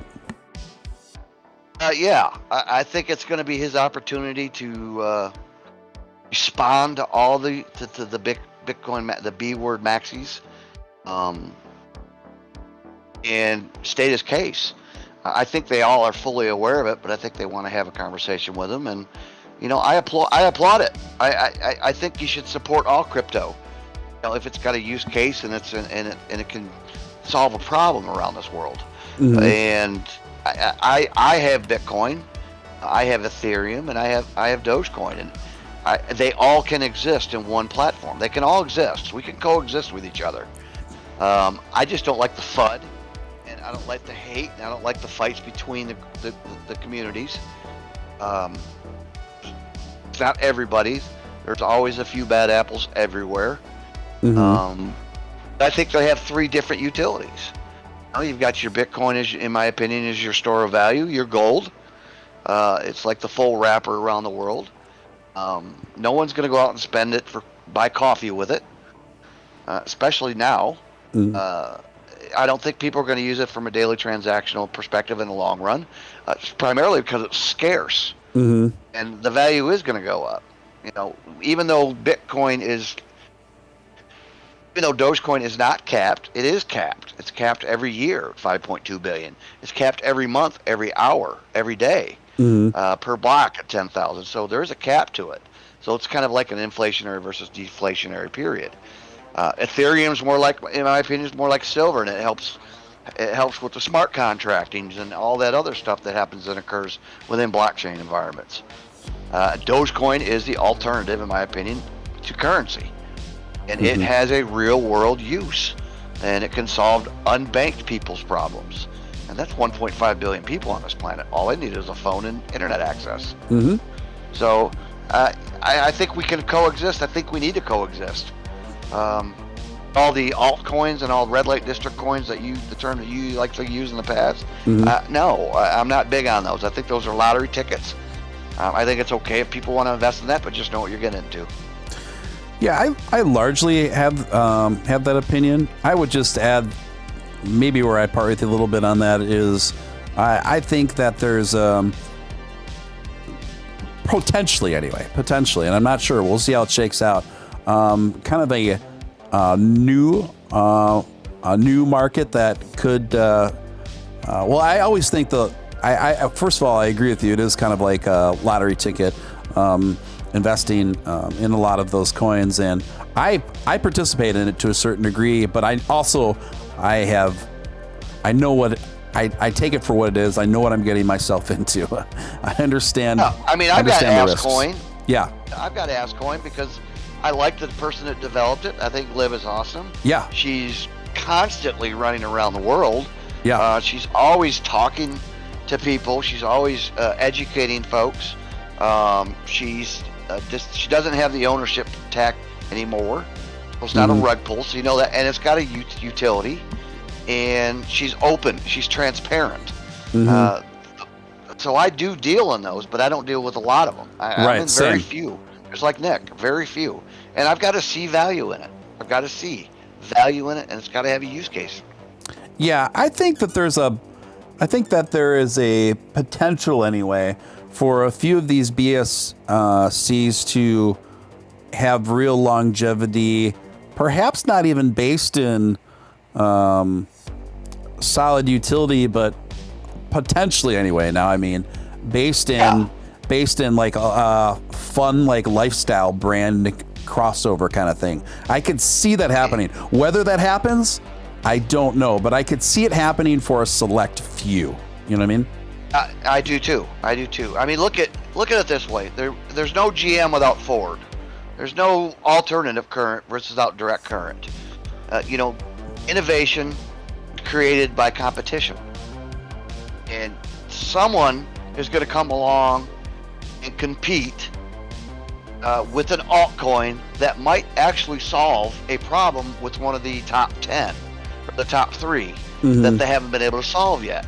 And whether you could fork off that or bridge to it or what have you, if someone's going to find out a way to solve any of these problems that we may be having or facing now. But my God, are we not in the infancy stages right now? This is so, I mean, I know they've been around for a while, but the adoption of it is so new, especially from a mass adoption. We're not even close to that yet. And wait till Walmart or Amazon and your gas station down the street and your barber shop, wait till those folks start taking, a cryptocurrency, whether it be Doge or something else. I like to be second, because you can learn from the mistakes and problems that the first person to market occurs. And it's not always best to be first. I would like to come in second, but I think we can coexist everywhere. I think all of the use case, real projects out there from a cryptocurrency space, I think we can all, and I think we will, and I think we need to all coexist and support each other to a certain extent. Yeah, it's one of those things where I agree with all that. My only thing is I'm seeing this sentiment kind of float around here where I think there's I guess what I'm saying is I think there's a worthwhile caveat to put in there where it's a nice sentiment to say we should all rally around the cryptocurrency umbrella, and that we all need each other. And I think the overall sentiment is a good one there, but you also can't forget that crypto just inherently, like any market, just like stocks, it also tracks some of the worst people among us, right? Oh yeah, right. Yeah, so we know that. Yeah. So I don't really have an interest in sharing on unifying under an umbrella with people with malicious intentions of ripping people off and everything else, and the countless of rug pulls we see happening from I agree, month and to I'm month. not going down that path. I'm not taking that approach at all. I mean, from a perspective of, look at the top 5, top 10 out there that have real use case, and that have been around a while and that are mostly transparent. But you still have your bad apples in the Bitcoin community. You still have bad apples in the Dogecoin community that continue to argue back and forth and fight and call each other out and so forth. I think that's always going to occur. But from a overall perspective, competition does create innovation.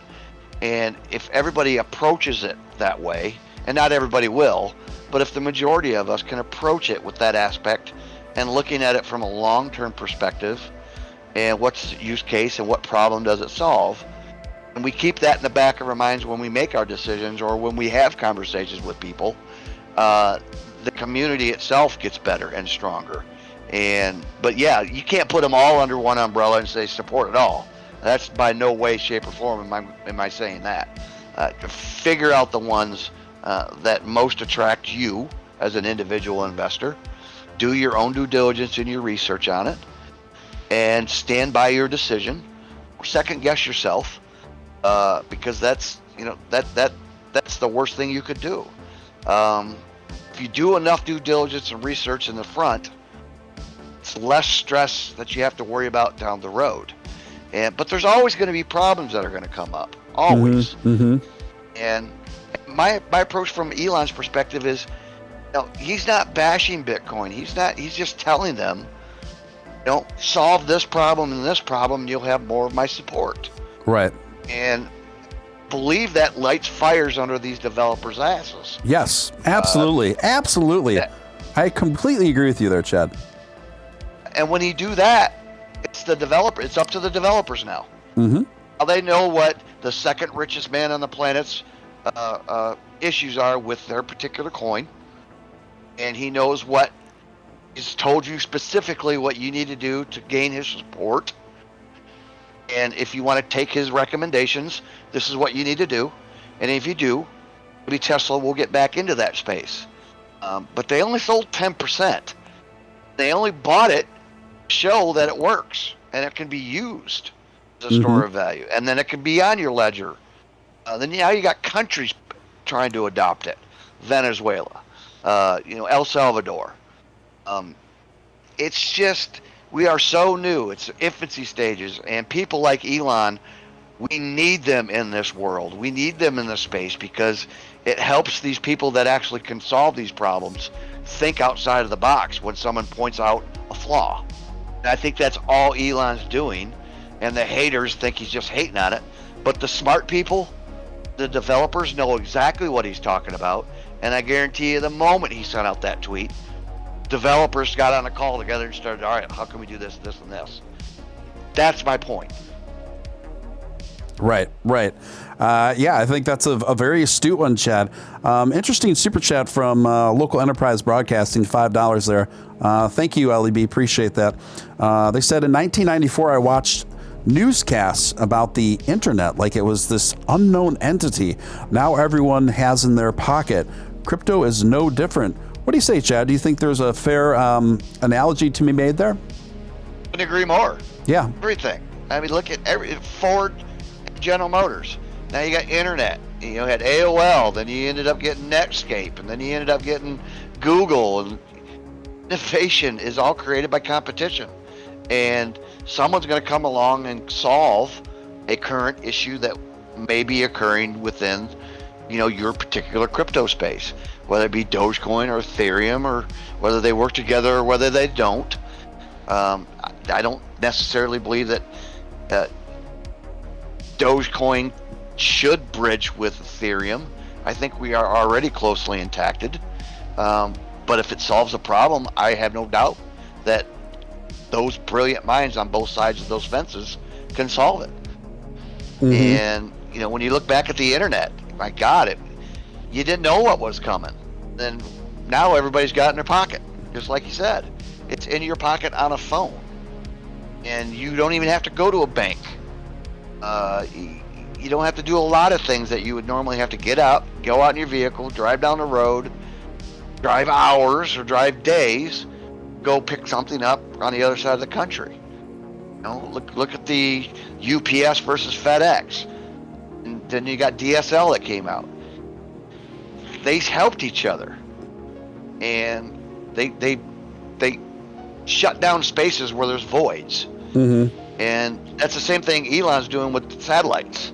There's a void out there for the rural world don't have access to internet that he can solve. That's why he continuously keeps putting. He's got more satellites in space than any single individual on the planet. The next one in line is the United States with 1,800. Number 2 on that list is China with only 400. That's the amount of satellites in space that help for this.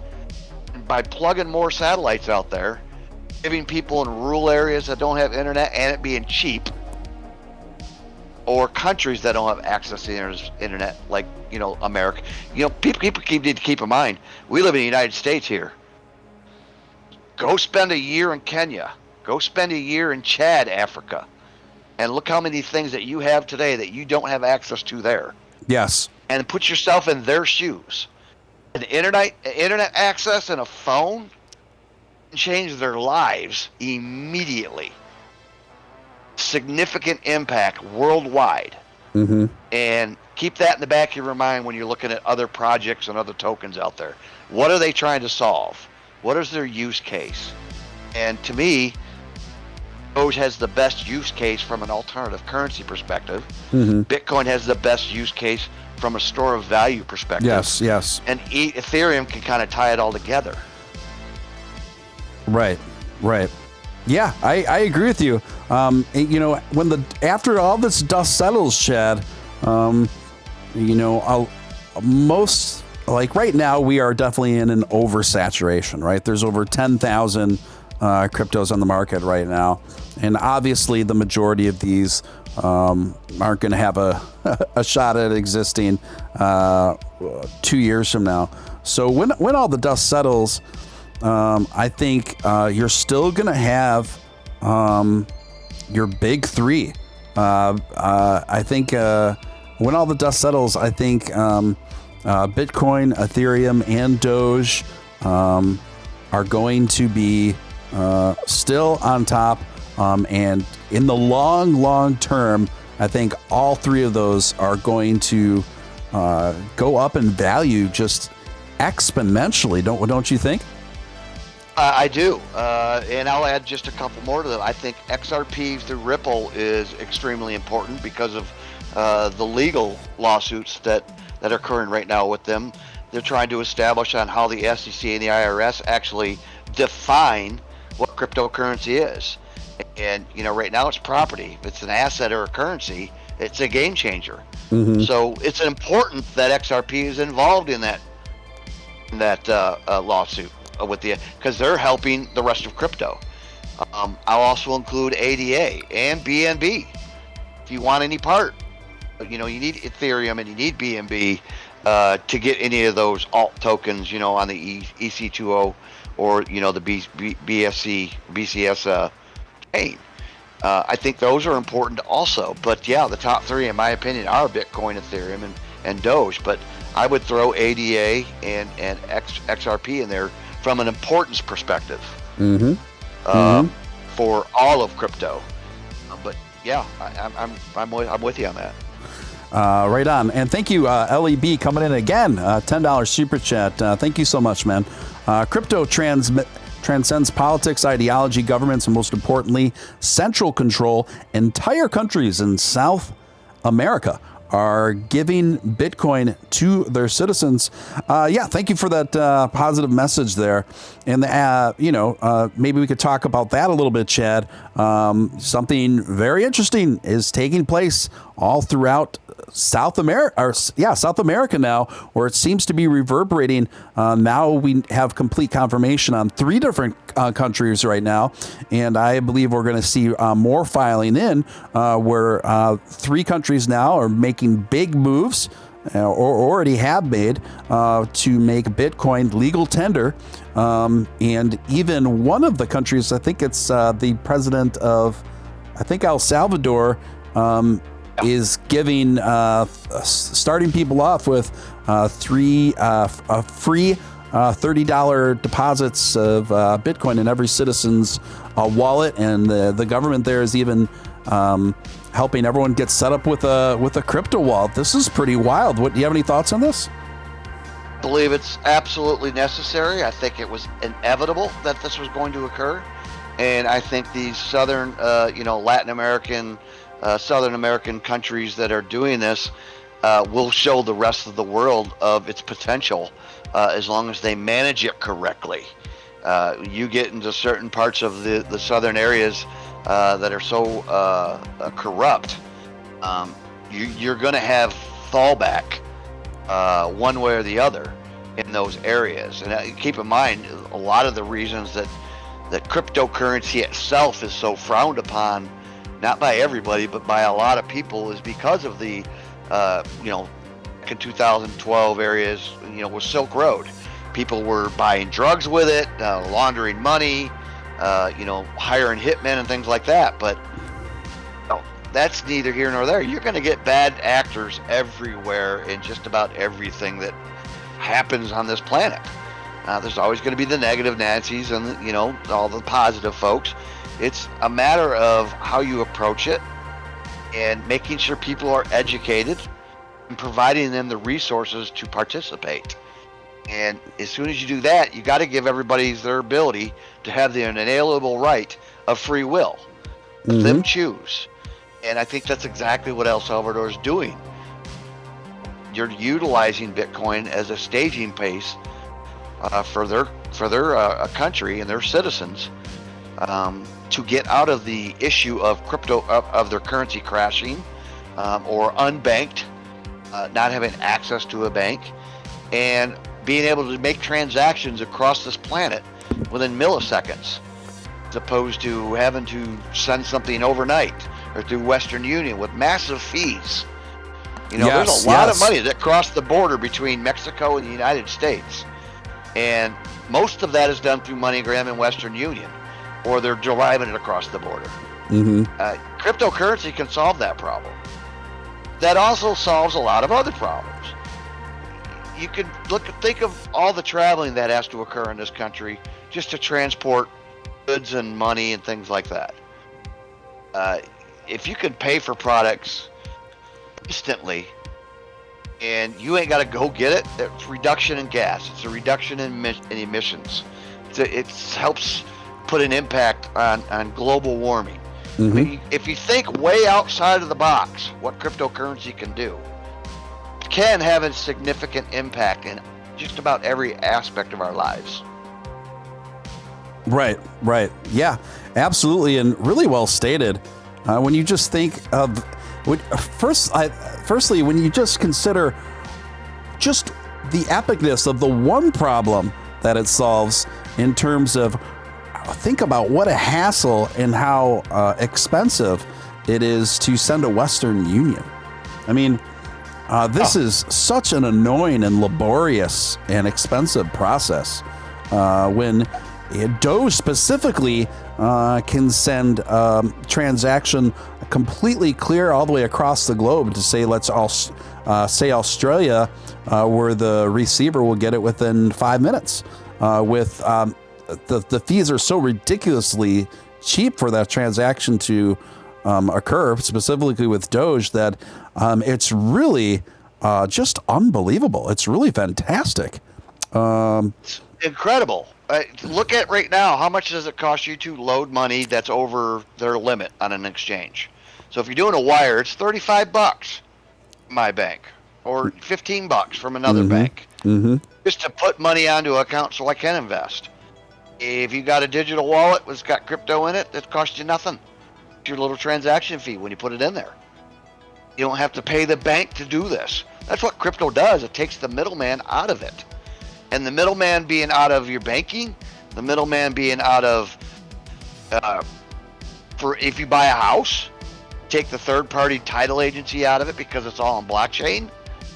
Got how many different things in this world that impact us day to day and cost us fees that you can delete right out of your life because of cryptocurrency.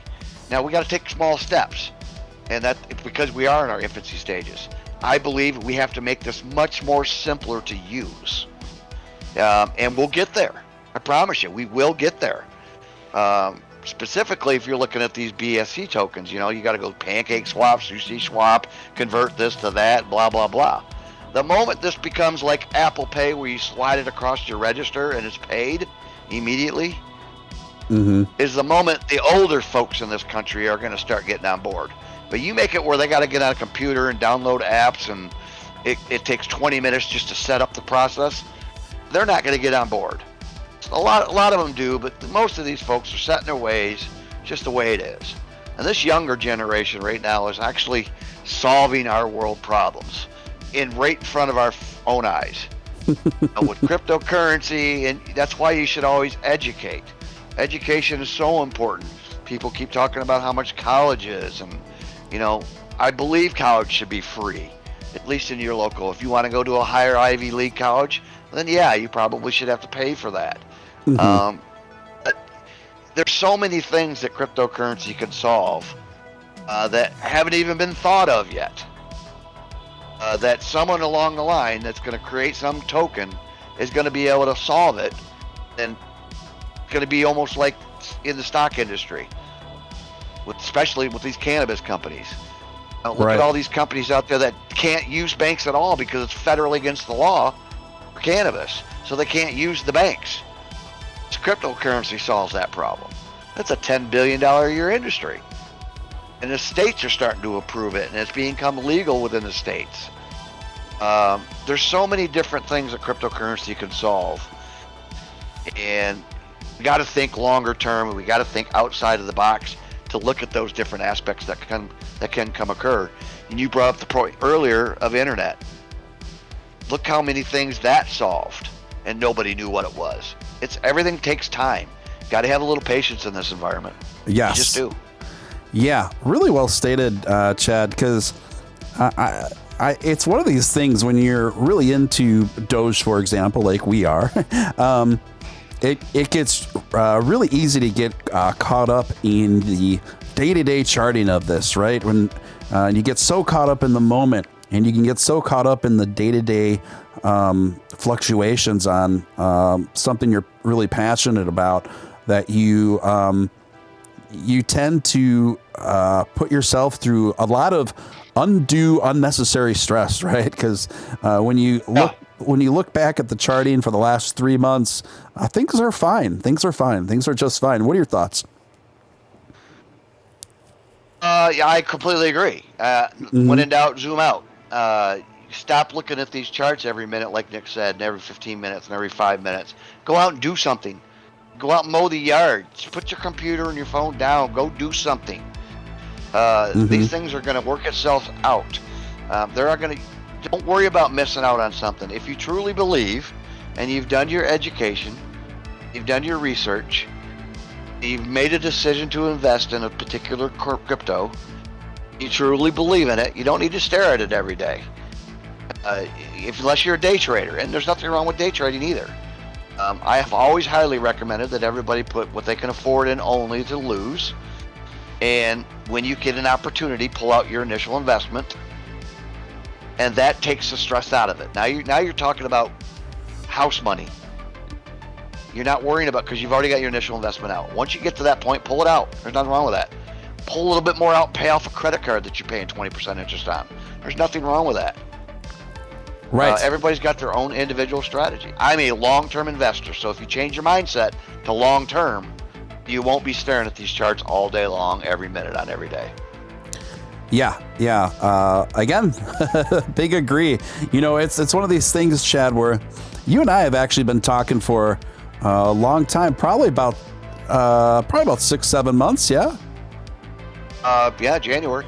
Yeah, January. So you and I crossed paths in January, and we're finding ourselves drawing a lot of the same conclusions around the same times, and so it's always a pleasure. It's always a pleasure. Always pleasure talking to you and kind of circling back, and I haven't talked to you in a bit, and just having you here on the show, it just kind of reminds me of all that, because we won't talk about where we met, but it was, for those that don't know me, I'm 51 years old. I retired last year. I spent 27 years in the banking industry. 21 of it was a senior executive at Chase and Citigroup, and I consult now occasionally. So I've been behind the scenes on the banking side of this for over almost 30 years. And I came into the crypto space back in January. And I learned a lot just from listening to you and from other folks that you and I were involved with. And it not only taught me good things, I've heard a lot of negative things that the way some people have approached, their content or the people in their room and things like that taught me one way or the other where I'm at today. And you and I have always had at least a broad acceptance of the 30,000 foot view. We've had our disagreements in the past, but we're men. We're human beings. We have free will. We all have the right to think our own way, and I never have a problem with that. My only problems in that aspect, not with you, but with anybody, is it's okay to agree. You can agree to disagree all day long. Everybody has their own free will. It's the way you deliver your message. It's the approach you take when you're disagreeing with somebody. Keep it respectful. Make your case. Make sure you're knowledgeable in what you're talking about. Make sure you've educated yourself. Don't just guess and throw shit up against the wall and see if it sticks. And you don't do that. You make sure you know what you're talking about. Mm-hmm. I make sure I know what I'm talking about. Mm-hmm. And there are plenty of times that we can disagree, but from an overview perspective, overall perspective of this currency itself, and where we want this to end up and where we think it can be, we're 100%. Yeah. I think that's really, really well stated. Really well stated. So, why don't we pivot for a little bit to Sure. what I think is shaping up to be the most, potentially the most significant development in the entire cryptosphere, and that is the pairing of Doge with Ethereum.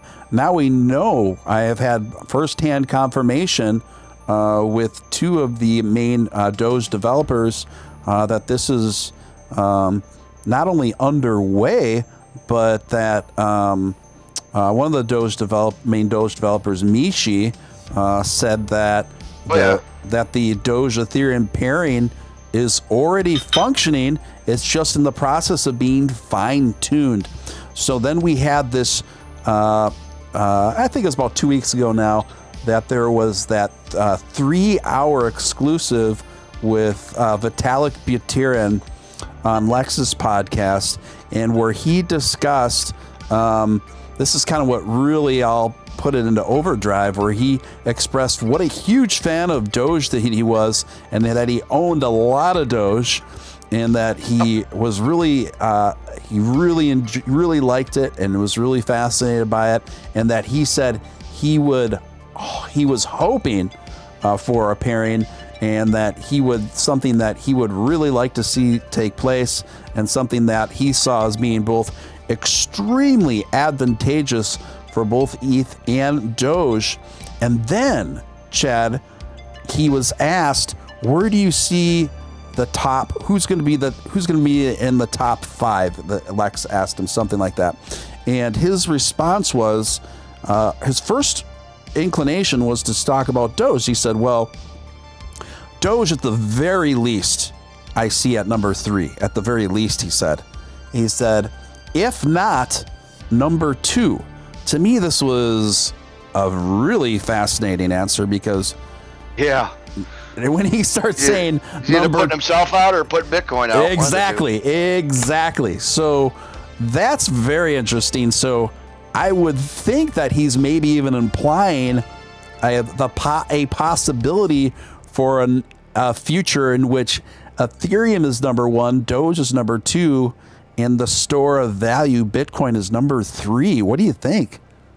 I agree, because I think eventually Bitcoin's going to run out. Mm-hmm. People aren't using it on a day-to-day transactional basis. Mm-hmm. So I look at it in a different way, though. I think Doge will be number 1 from an alternative currency perspective, but number 3 on the all-time list. I think Bitcoin will be number 1 as your store of value, but also number 1 from the top market cap. Right. But, and I think it's the way it is right now. Bitcoin, Ethereum, Doge. Doge is different than those two. Doge would be number 1 from an alternative currency perspective, but from an overall perspective, number 3 or number 2. Ethereum's kind of the bridge between everything, right? Yeah, absolutely. So, it's no one's spending Ethereum to buy coffee. No one's spending Bitcoin to buy coffee. You need those two. We need those for this entire market to work, in my opinion. Yeah, a big time. And, that's a great reminder too, guys, how between the big 3, ETH, what Chad and I think the big 3 are, Ethereum, Doge, and Bitcoin, I think they are all 3 of them serve very vital, important functions. And I have differently, and I have equal respect for all 3 of these currencies, and in a way, like they all need each other to a certain degree as well, and they all serve a really hardcore necessary function. And like I said, no matter how this the meme aspect of the meme tone market plays out. The BSC red light district coins play out. Like I said, my opinion is I'm just kind of waiting to see how it shakes out. I don't know what the future holds there for it. There might be something that stands the test of time there with a few of them. I'm just not sure. We'll see. It's interesting. I think it's amusing. But my point is, when the dust settles, the function and utility that Ethereum, Doge, and Bitcoin serve, it's pretty unparalleled, wouldn't you say? Completely unparalleled. It's look, nobody really knows what's going to happen in the future. This whole thing can come crashing down on everybody. Right. I highly doubt it. I think we're too big and too strong right now. I think we're already beyond the pass of no return. It's just a matter of how we get there, how soon we get there. Right. And I just advise everybody, if you are in this for make a quick buck, those days are gone. You either got to spend a lot of money to make the money for your Bitcoin, and both with if you're day trading on Doge or these lottery tickets. But if you just change your mindset and quit thinking about next week and next month, and even next year, right? A lot of the folks in this thing, they're very young. So think about retirement at 30, then keep staying in it so you can retire your grandchildren at 30. No, I don't want. I'm investing in this to make life-changing wealth, and that's not me going out and buying a new car or a new house. That's me buying a dealership that sells me the car. Even though I'd never do that, I'd just go out and buy a new car. Mm-hmm. But the bottom line is I'm not here to make 10 grand. It's great if I could turn $100 into 10,000 or 10,000 into 100,000. That's great. I want to be able to utilize Dogecoin for my daily purchases. Very fast transactions, less than you're being charged 2.5% on credit cards every time you use it at a gas station. Some places require you to buy at least $5 worth of stuff in order for them to accept a credit card because of the fees. If we get to a point where Robinhood gets out wallets, which is probably not going to occur till after the IPO. I think they're concerned about people exiting if they give it to it before, which would actually obviously impact their IPO price. Yes. And we get to a point where transactions in cryptocurrency can be as fast as the 65 million transactions per second that will occur around this globe with a Visa card. It's a whole different game. Completely. Right. And it just takes time. Just going to take time. So you got to change your mindset when it comes to cryptocurrency to a longer term investment. Try to remove as much stress out of that as possible. And there's only two ways I know how to do that. Staring at it every day and not having more money than you can afford to lose. Vested. Those are the only two ways I can see it. Mm-hmm. Taking the stress out of this thing. And if you just use those two simple approaches, you're going to have a lot more fun. And I've told you this since day one, Stephen. The moment this isn't fun for me anymore is the moment I leave. Mm-hmm. This is fun. I love seeing this technology. I love seeing the innovation that comes from it. I love the competition. I love seeing the people bicker back and forth, not call each other assholes and names and going down that path. But the arguments, you can solve a problem with that if each of you are listening to the other side of the story. Can't just be so bullheaded that you're not going to change your mind about something, because you're likely to be proven wrong eventually at one point. Everybody's going to be wrong at one point. So no one knows everything. No one's going to be perfect, spot on. So if you just take that approach, you're going to be much more successful in this environment. And that's what this is all about. It's about being successful and solving a problem with something that has a real use. Mm-hmm. And that's where I come from. Mm-hmm. And hopefully that's where a lot of people come from. Those that don't, they're just trying to get rich next week. There's going to be people that get rich. You're going to be sadly disappointed if that's what you're trying to do right now. Because we're 6 months to this. Get Bitcoin's history. Go back 12 years. Where it was at, look how many times it dove down and crashed down to $10 or $300. Sure. Or $1,300. Every time it's crashed, somebody has already said, well, we're done with Bitcoin. Guess what happens? Straight back, fighting as hard as it's ever fought. Doge has done the same thing. Right. Yeah, well stated. Local Enterprise Broadcasting coming in with a couple super chats at $4.99. Thank you again, LEB. I always appreciate your big support of the show. Soros types could tank fiat. They can't touch crypto. Buy more, hold, buy. Thank you, LEB. Appreciate that. Again, that kind of just reminds me of the importance of Bitcoin, where to me, I think its biggest asset is something that you can hold as an appreciating value, as leverage against fiat, which I think is an enormous utility that needs to be filled in order for this whole thing to really work, don't you think? One, the dollar bill is never going to go away, ever. There's always going to be dollars. It's going to be an alternative to that dollar bill, though. And unless every country, city, state, county, country, continent all adapts Bitcoin, which is never going to happen, dollar is going to be around. It's the global currency.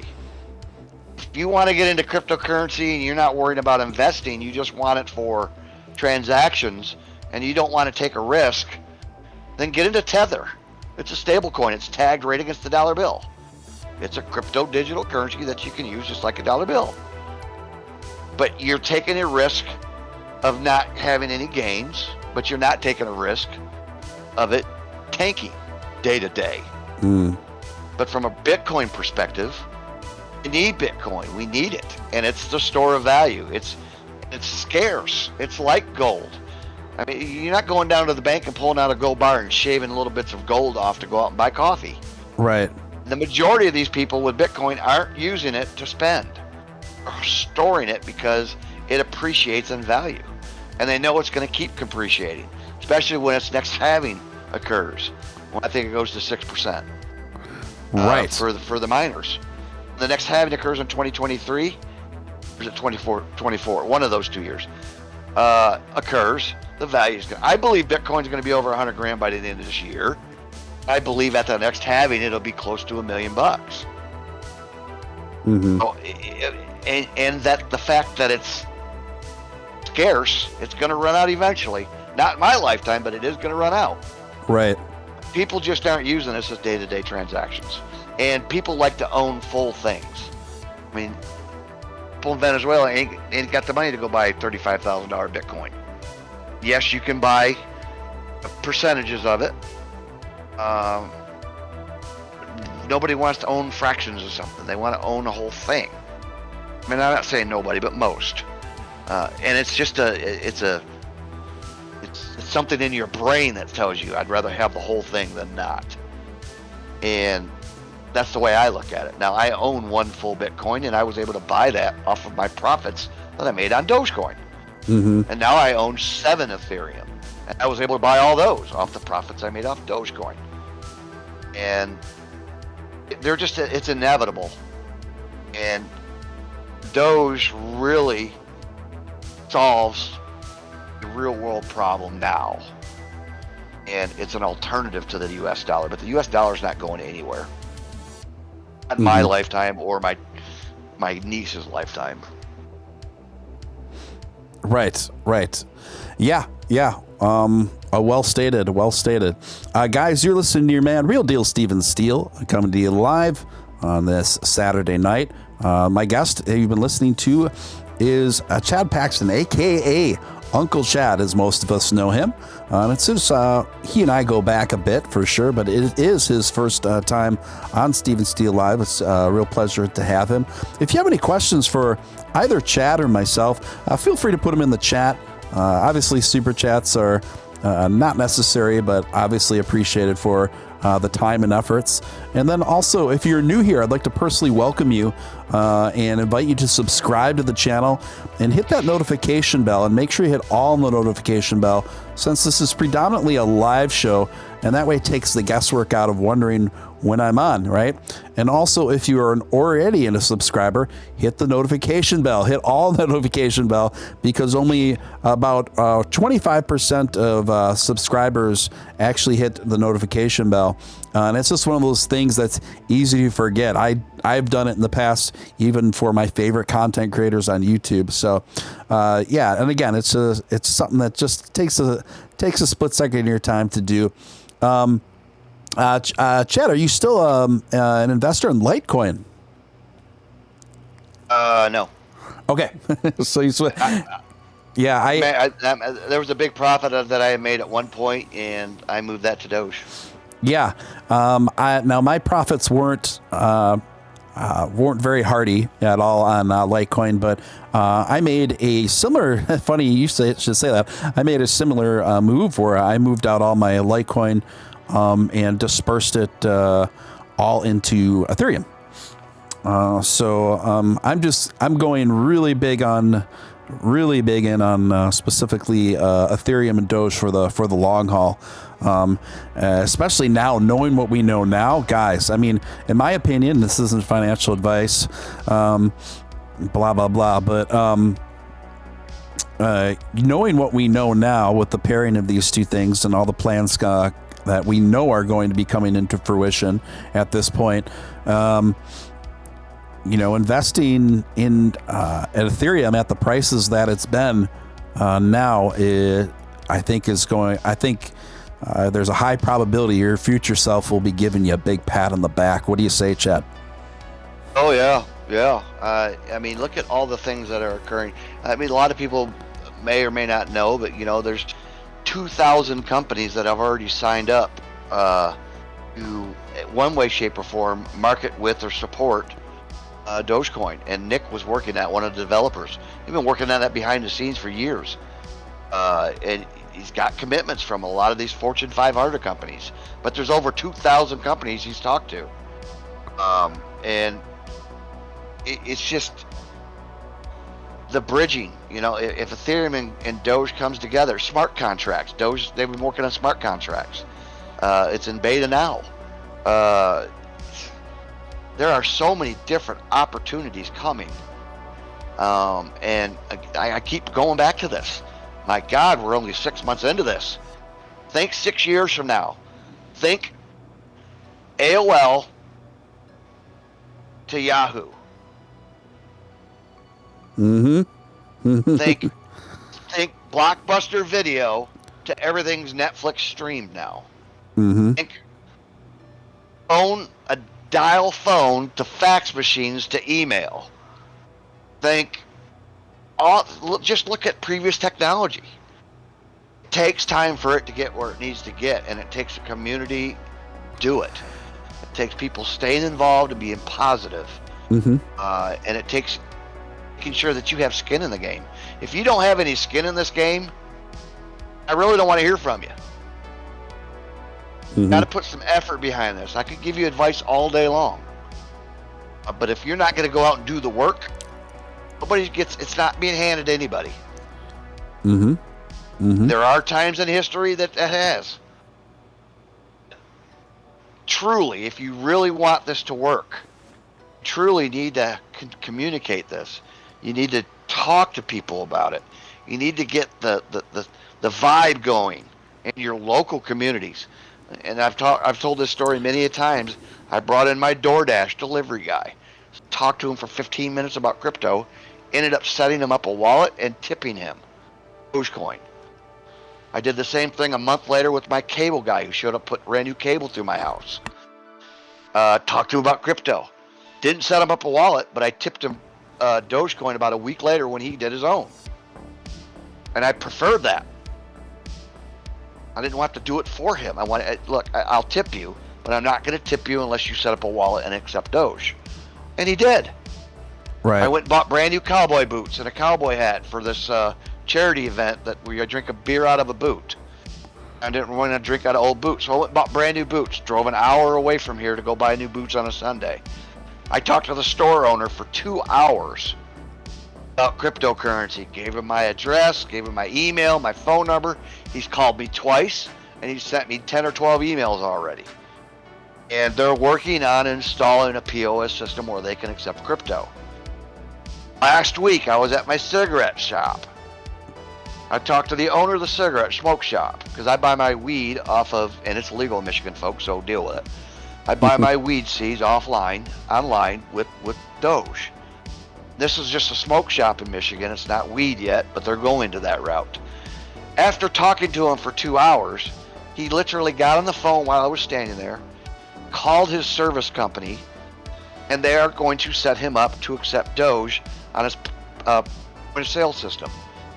Then he hung up the phone and called, I don't know who he called, ordered a cryptocurrency Bitcoin ATM machine. Well, because I was talking to him about it. So buy a t-shirt or a hat, wear it with the word Doge on it. Brings up conversation. Talk to your waitress or your bartender.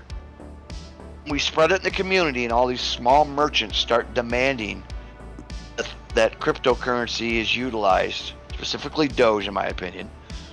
More of these big box companies are going to get involved.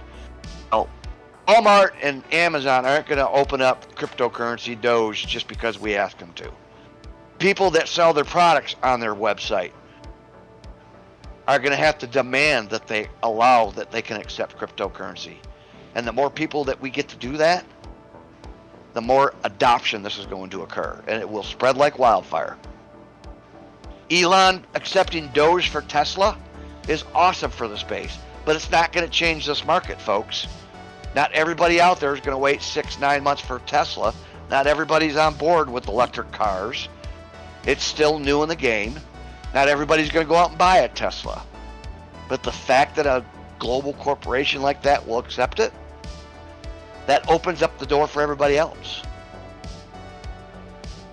Yeah. So it's just, you got to take that approach. You got to put skin in the game. You got to keep talking about it locally. And the more local merchants that start accepting it, the more global it'll get. Right on, Chad. Thank you, LEB, for another $5 super chat. And your super chat is classroom farts. Thank you for that. I'm not sure. That'll clear out a room right there. I'll tell you that. Clear out a room. I really have nothing to add to that. And Scott says, I work my hand to the bone building and working for my own business. I have 100,000 Dogecoin, or is that a million? 100,000. 100,000, right? Dogecoin that have earned with blood, sweat, and tears. No one is giving me not. Yeah, you know that. I think the majority of Dogecoin holders are working class folks. I mean, I fit under that category as well, and I think one of the added built-in benefits of having a lot of hard-working class investors is you tend to have, I think, inherently more loyalty there, more holders there. Well, it's like anything. The more effort you put into something, and the more skin in the game you have involved. That's exactly my point. Yep. More involved you'll be. Yep, that's exactly my point. Anybody in here, if you guys send me a DM saying, "Hey, can you give me some Doge?" I'll block you. Not giving you anything. I tip developers and I tip to charities, nonprofits. But I'll help you and I'll answer questions. I'll walk you through whatever you want me to walk you through. Just out of the random blue, you get somebody that just shoots you a DM. Hey, they see that I bought $6,000 worth of Doge yesterday. I get 97 DMs going, "Hey, can you give me some Doge?" No, absolutely not. And I will block you immediately. Right. Got to put skin in the game, folks. And even though it's still early, 25 cents is still early. Yeah, it's not 0.005, and it's not 0.05, 0.08. If you truly believe this coin's going to get to $1 and over $1 and beyond, and I don't care about my averages. I buy when I see a nice dip. I hold, and it's okay to trade it. It's okay to move this stuff around because we have to show that it's being used. Someone made that point in the chat earlier. It's not just about holding, folks.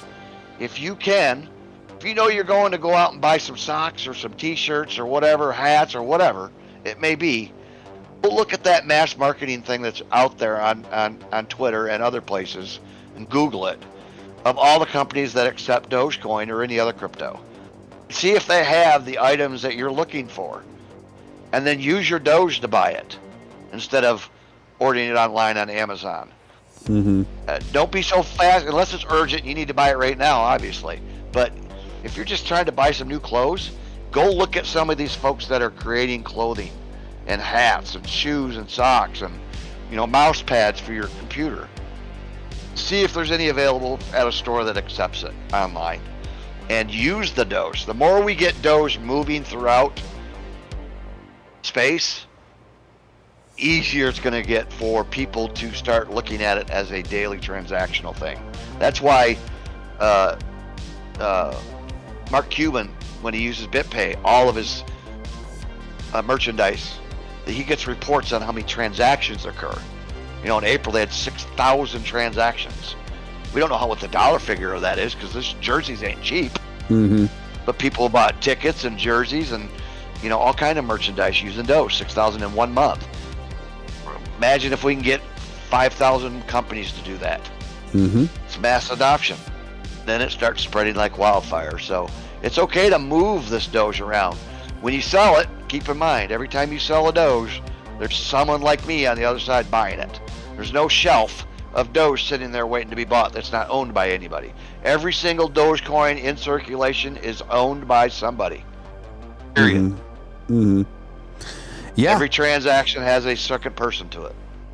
Yeah, and that's what's so exciting about Dogecoin, and this is stuff both you and I have talked about many times in the past, but it always bears repeating, especially since I haven't actually discussed what we're discussing now specifically in quite some time on this show.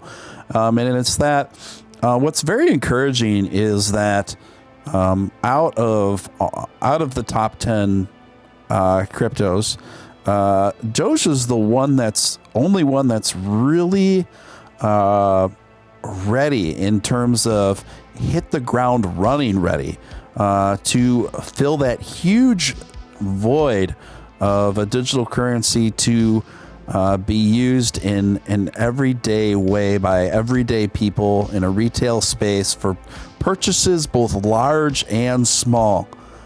And it just amazes me, Chad. It just amazes me how many people that have been in crypto we're talking about people that have owned Bitcoin for 8 to 10 years, still don't grasp the basic issues that we face in terms of people aren't spending Bitcoin in a retail space. They'll never do it. It's not happening. We've tried it. It is a failed experiment in that regard. And ETH still is working on its transaction fees and its efficiency. And obviously, Bitcoin's not the most efficient in terms of transaction speeds go. And then here is our dog money, right? It's stepping up to the plate. It's and just energy consumption. And energy consumption, where Doge consumes just an absolute fraction of the energy for mining that Bitcoin consumes, and its carbon footprint is also a fraction of that which Bitcoin uses. And, with all of these things combined, here's the thing. Why on earth did Mark Cuban step out and say, all right, I'm with this, where it went from being just this cute joke for his son to, wait, this is the thing. Why? Because his organization, the Dallas Mavs, people have been able to have the capacity to buy and check out with Bitcoin for quite some time now. And and he hasn't seen hardly any action from offering that checkout option. And, the first month he offers it with Doge. Well, here come the sales comparatively to Bitcoin just pouring in. And he's like, well, wait a minute. People actually use this. They don't just talk about it. They actually take action and they buy stuff every day. They're buying stuff with it on my website. So at that point, it became, I think it just probably hit him with like the big dinger just went off in his head. And it was just like, oh, right. Bitcoin's gold and Doge is the new dollar. What are your thoughts? Exactly what occurred. I'm never selling my Bitcoin. Mm-hmm. I'm not using it to buy anything with it. Mm-hmm. I don't know why anybody would. If you think it's going to get to $100,000 or $1 million or whatever the magic number it gets to, I look at it like gold because it is scarce. Right. And there is a limited supply of it. Right. And I look at the history of it. It's just not something that most people are going to use. They don't want to be the pizza guy. They don't want to buy 2 pizzas and find out it would have been worth $50 million, 10 years later. And that scared a lot of people. So now they're all holding it and they're buying it and they're storing it. Mm. And cryptocurrency market itself with Doge, they can see that they can actually take a risk, eventually and hopefully see quite a bit of gains. They can also utilize it daily purchases and daily transactions for goods and services. Mm-hmm. You're just not going to see that with Bitcoin. Yes, people do it because you can use fractions of Bitcoin or what have it. Fractions of Dogecoin is available too. Mm-hmm. It's coming out. It's just a matter of everybody's personal choice on their strategy and on what they foresee they're going to use their investments on. And, it's kind of like stock market versus mutual bonds or CDs. It's kind of like investing in a company that offers dividends versus not. Because you can compound your interest when you get paid a dividend and reinvest it. It's like compounding interest. But there's people that day trade, and there's people that are long term, and there's people that are, less than a year, or people that do this every other day. Mm-hmm. Everybody's got their own little strategy. So, when you see evidence, like he proved it to himself, offering Bitcoin for a long time, Mm-hmm. and then putting up Doge, and then seeing people using Doge as opposed to Bitcoin, the light bulb should go off, and it should have gone off for everybody. These are some pretty intelligent people. Mark basically invented streaming. Yeah. And it's just, these are pretty intelligent people. And I always tell people, if you want to be successful in life, you need to surround yourself with people of success. If you keep hanging around the same knuckleheads on the street corner or going to the bar every damn day, you're not going to gain anything. You're going to be, treading water. And a lot of times people drown in that. And yes, there is risk by going forward with more successful folks. But the more successful people you surround yourself with, your brain starts to react to that. And it's an educational tool. I created my own token, Chad. I did that for one reason only. I could learn how it happens. I could learn how it occurs. I could learn what the steps are to do it. It was an educational piece for me. Mm-hmm. That's the only reason I did it. Yeah. Educate yourselves. Is the Giga Chad still available? It hasn't never been available. There's 420 billion, 69 million, and then the last 6 digits is Elon's birthday. That's the max supply. The Giga Chad is surrounded by cannabis. Front of the coin is a skeleton smoking a joint. Yeah. Flipping everybody the bird. And the back of it is the bottom part of the skeleton in cowboy boots stepping on a dollar bill. Mm-hmm. And it says cryptocurrency. It says Giga Chad, and it says fiat killer on the cowboy boots. I want to utilize this to help the cannabis industry. It will become available, but I'll do the same thing that Liv did. There's no rug pull on it because I'll denounce ownership of it. Yep.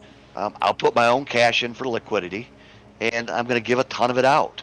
But right now it's in design phase for the NFT side because I'm making a digital version and a physical version. And it's going to take me time. Probably take me a year to do this because I'm not going to go fast. Right. I want it done right the first time. But my main the only reason I went down that path is because everybody wants it now. Well, I'll give it to you. I'm not going to sell it to you. I'll give it to you. I went down that path making this token for the one sole reason is so I could learn how to do it. I could learn the ins and outs of crypto and tokenomics. And I had a lot of good people that helped me. And it was so educational. Unbelievable. Yeah, absolutely. I definitely you'll definitely have to keep me abreast on the evolution of the Giga Chat and everything else. Local Enterprise Broadcasting. Sorry, I got to your super chat late. I hope you're still here for $9.99. Thank you again. Hey, boss, I'm checking out for the evening. Good news. Our authority is cleared as of Monday. Hope it's okay to message you on Twitter.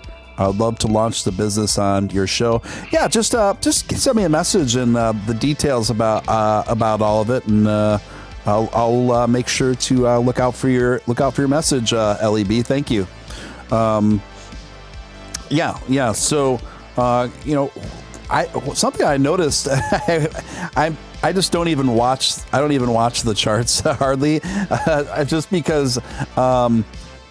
In relation to Doge, like don't get me wrong, I do like TA, but as far as on my own, but as far as watching it from moment to moment, I really don't do that as far as the checking out the MV is from moment to moment. But I think the fact that we are riding in here just under 25 cents from the moment we got on the air tonight is a really, really good sign. I mean, this is really good stability here. I think the most important aspect of this is organic growth. We got to go slow. That way we can learn each step. If we keep stepping on ourselves and we go too fast, we're not going to learn anything from it. Everybody's just going to cash out and then buy back in, cash out, buy back in. Right. I like slow organic growth. Right. And I think that's what we're seeing more and more from Doge. Now, the thing is, I think it is still very probable that, like we've seen in the past, that Doge can trade sideways, and we're kind of at that point where we've been doing that for months. Yeah, months, going on almost 3 months here. So I think we are due for one of those parabolic rises. And I do think that another parabolic rise will happen to the tune of maybe 300 or more %.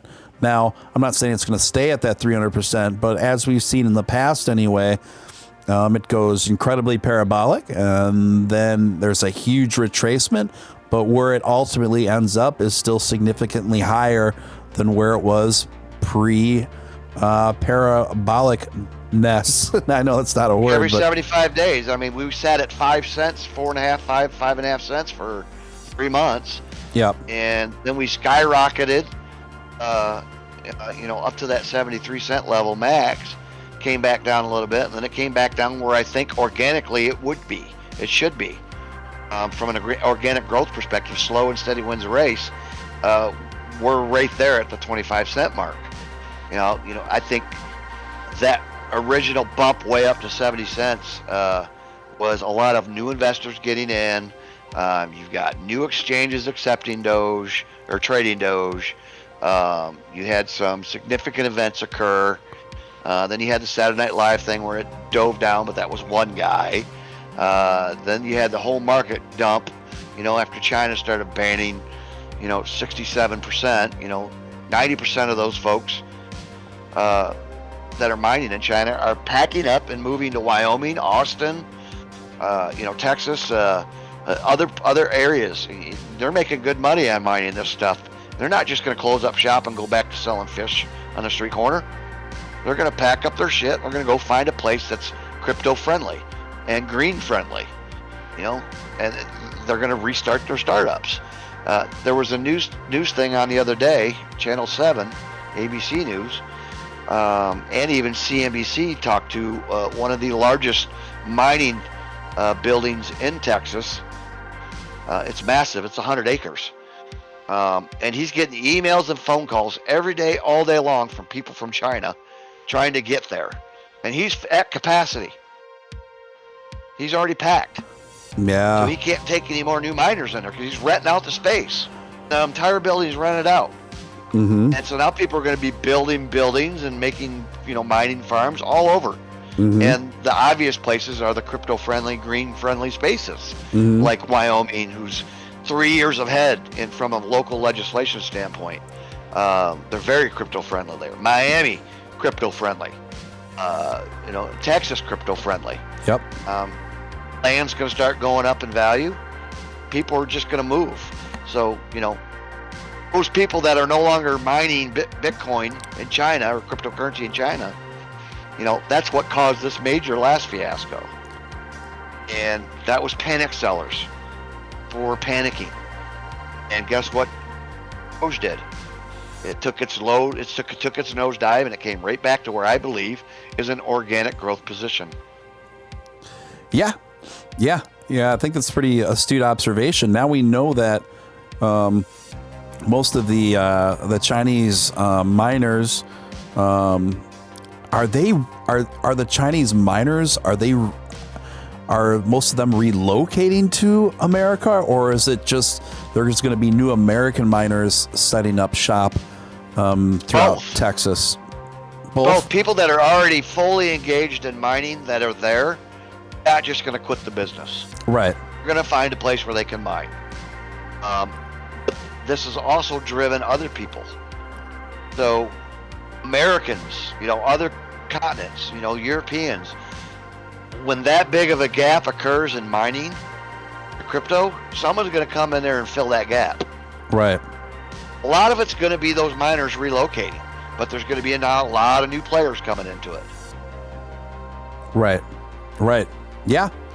I agree. It's good as a whole. Oh, I think so too. Whole. I think this is great. I think we are on the precipice of something very, very special in America. Especially when you can get away from a communist-driven, country that manages how many kids you can have. Right. Right. If you can get that mining out of there, that's kind of what we're trying to get away from is regulation. Yep. In crypto from our banking.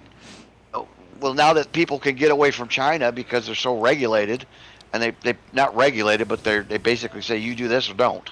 Right. Or we'll kill you. Right. If they can get out of that area and start getting to places that support it, that's going to build upon. It's going to improve the foundation of it. And then you don't have to worry about this in the future now, right?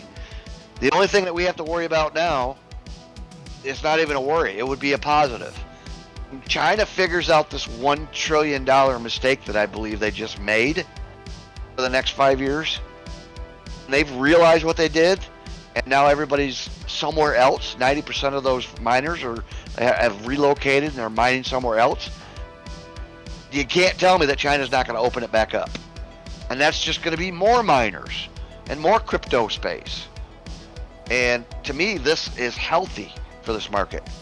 It got a bunch of people out. They're going to go relocate.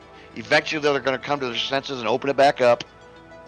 They're going to want to be involved, obviously. And then it's bringing in a bunch of new players. So to me, it's healthy for this market. Yeah. As a whole. The long run. Yeah, I agree. I think things could get. I actually think things could get pretty exciting in that regard. In the expansion of the crypto industry in America, I think we could see some really positive results of that sooner than later.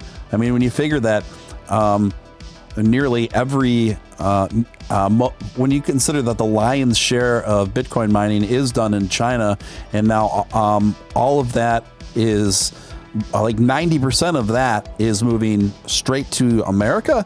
And there 67% of all Bitcoin mining has been done in China.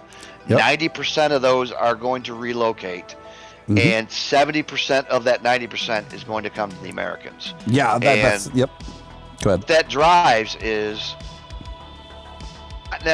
not necessarily everything that I just talked about, but it also brings much more exposure to crypto to the Americans, to the United States.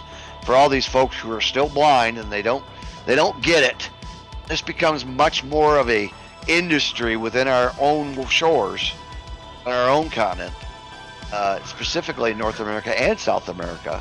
And you start seeing countries adapt this. It's not going to do anything but improve our foundation. Yeah, big agree, and it'll be really interesting in coming months to see how this reflects on the rest of the market and even various market values. Now that we're going to have this huge flux, and I believe we're on the precipice of a crypto mining boom in America, and now we've also seen mayors of a few select major cities making big, bold moves to become very crypto friendly. Miami is the one that stands out predominantly.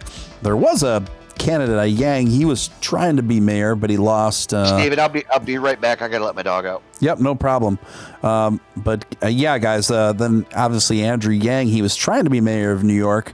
But he fell up short on that one. I thought he might be able to pull it off, but he wasn't. That was an unsuccessful bid, and he was very, very pro crypto in his platform. So that was unfortunate. But we are seeing various mayors of major cities now taking big, bold action to become very hospitable to cryptocurrency. So I think this could get. Pretty exciting sooner than later, guys. Sooner than later. And also, guys, if you haven't subscribed, take a moment to subscribe and hit the notification bell. Would love to have you join us here. We're about 2.5 months old now on this channel, and I've just been growing out each and every day. Would love to have you with us for the ride. And memberships are also available now. 3 tiers of memberships featuring exclusive content. In order to join that those memberships and to see the tiers available, all you got to do is click the link pinned at the top of the chat. My guest tonight has been Uncle Chad, aka I think he's getting some water for his dog. And he's taking his dog out there, and it's been Uncle Chad, aka Chad Paxton, and we had Dogecoin millionaire Nick Ballz on earlier, and we got Super Duper Hank in the chat. Welcome, Hank. Good to see you. Good to see you. It's always interesting to see the different names ebb and flow in throughout the chat throughout the night. Because as this live stream's a bit longer than the usual ones, right? A bit longer than the usual ones. So you usually have a different ebb and flow of people coming in and out. It's always good to see. Always good to see. And so, one of these things is, as we go forward, it's important, that we just take things in stride and just be patient with stuff and not get anxious. As Warren Buffett infamously said, that the stock market is the process of transferring wealth from the hands of the impatient to the patient. And that certainly, I know Warren Buffett is no big fan of cryptocurrency, but I do feel that quote is 100% applicable to it. So yeah. Liminal says, hopefully this does foster more diverse entities mining, though. Yeah, so there has been some significant progress and strides made in the green mining industry, the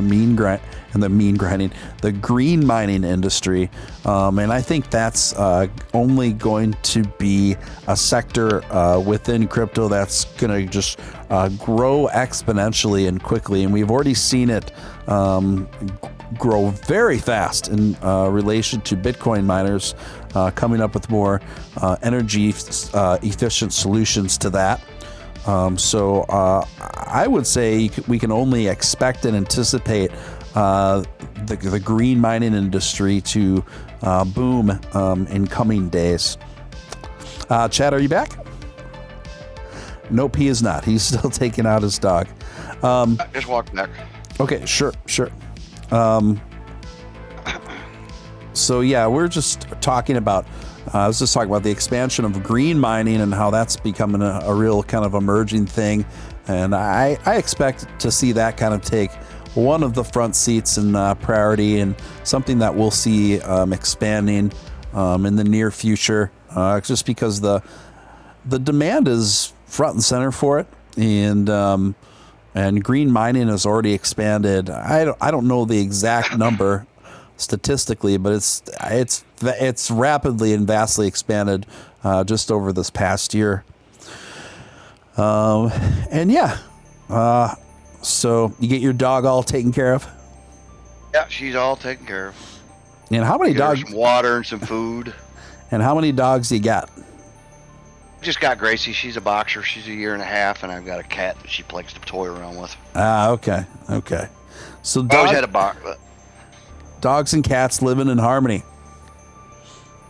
Hey, we can all coexist. Yeah. We can all coexist. Well, Chad, I think I'm going to wind this one down, but I want to really thank you for being a part of the show tonight. And this was great. My pleasure. It was great catching up with you, and I think we covered a lot of great stuff. And the chat seemed to enjoy as well, so we got to work you back into the rotation. I'm usually always available at one point. Okay. And I appreciate it, and I wish you the best of success on this, and I'd be more than happy to join you in the future. Awesome. You guys, I'm going to put Chad's Twitter, Earl, in the chat if you want to give Uncle Chad a follow. That's in the chat right now. And I do follow everybody that follows me. I give everybody the benefit of the doubt, unless you're a complete tool. Then I won't follow you. Well, there you have it, folks. Guys, I want to You guys take care. Thank you, Chad. Appreciate you, man. That was Uncle Chad, guys. And guys, I want to thank each and every one of you guys for tuning in tonight. This was a lot of fun. I think it was really productive. It was a long one. We went for a little over 3 hours tonight. So thanks for sticking around, and thank you for the super chats and the new subscribers. I want to welcome you to the community, and looking forward to expanding and growing with each and every one of you. And I might take the night off tomorrow. Maybe. I'm 50-50 on that, but I'll keep you posted. But I'm putting together some more excellent guests for you guys. So I'll be able to share those with you soon, but just stay tuned for that. And yeah, I got nothing else, guys. You know where to find me on Twitter. I think most of you already follow me there. So until next time, this is Steele signing out.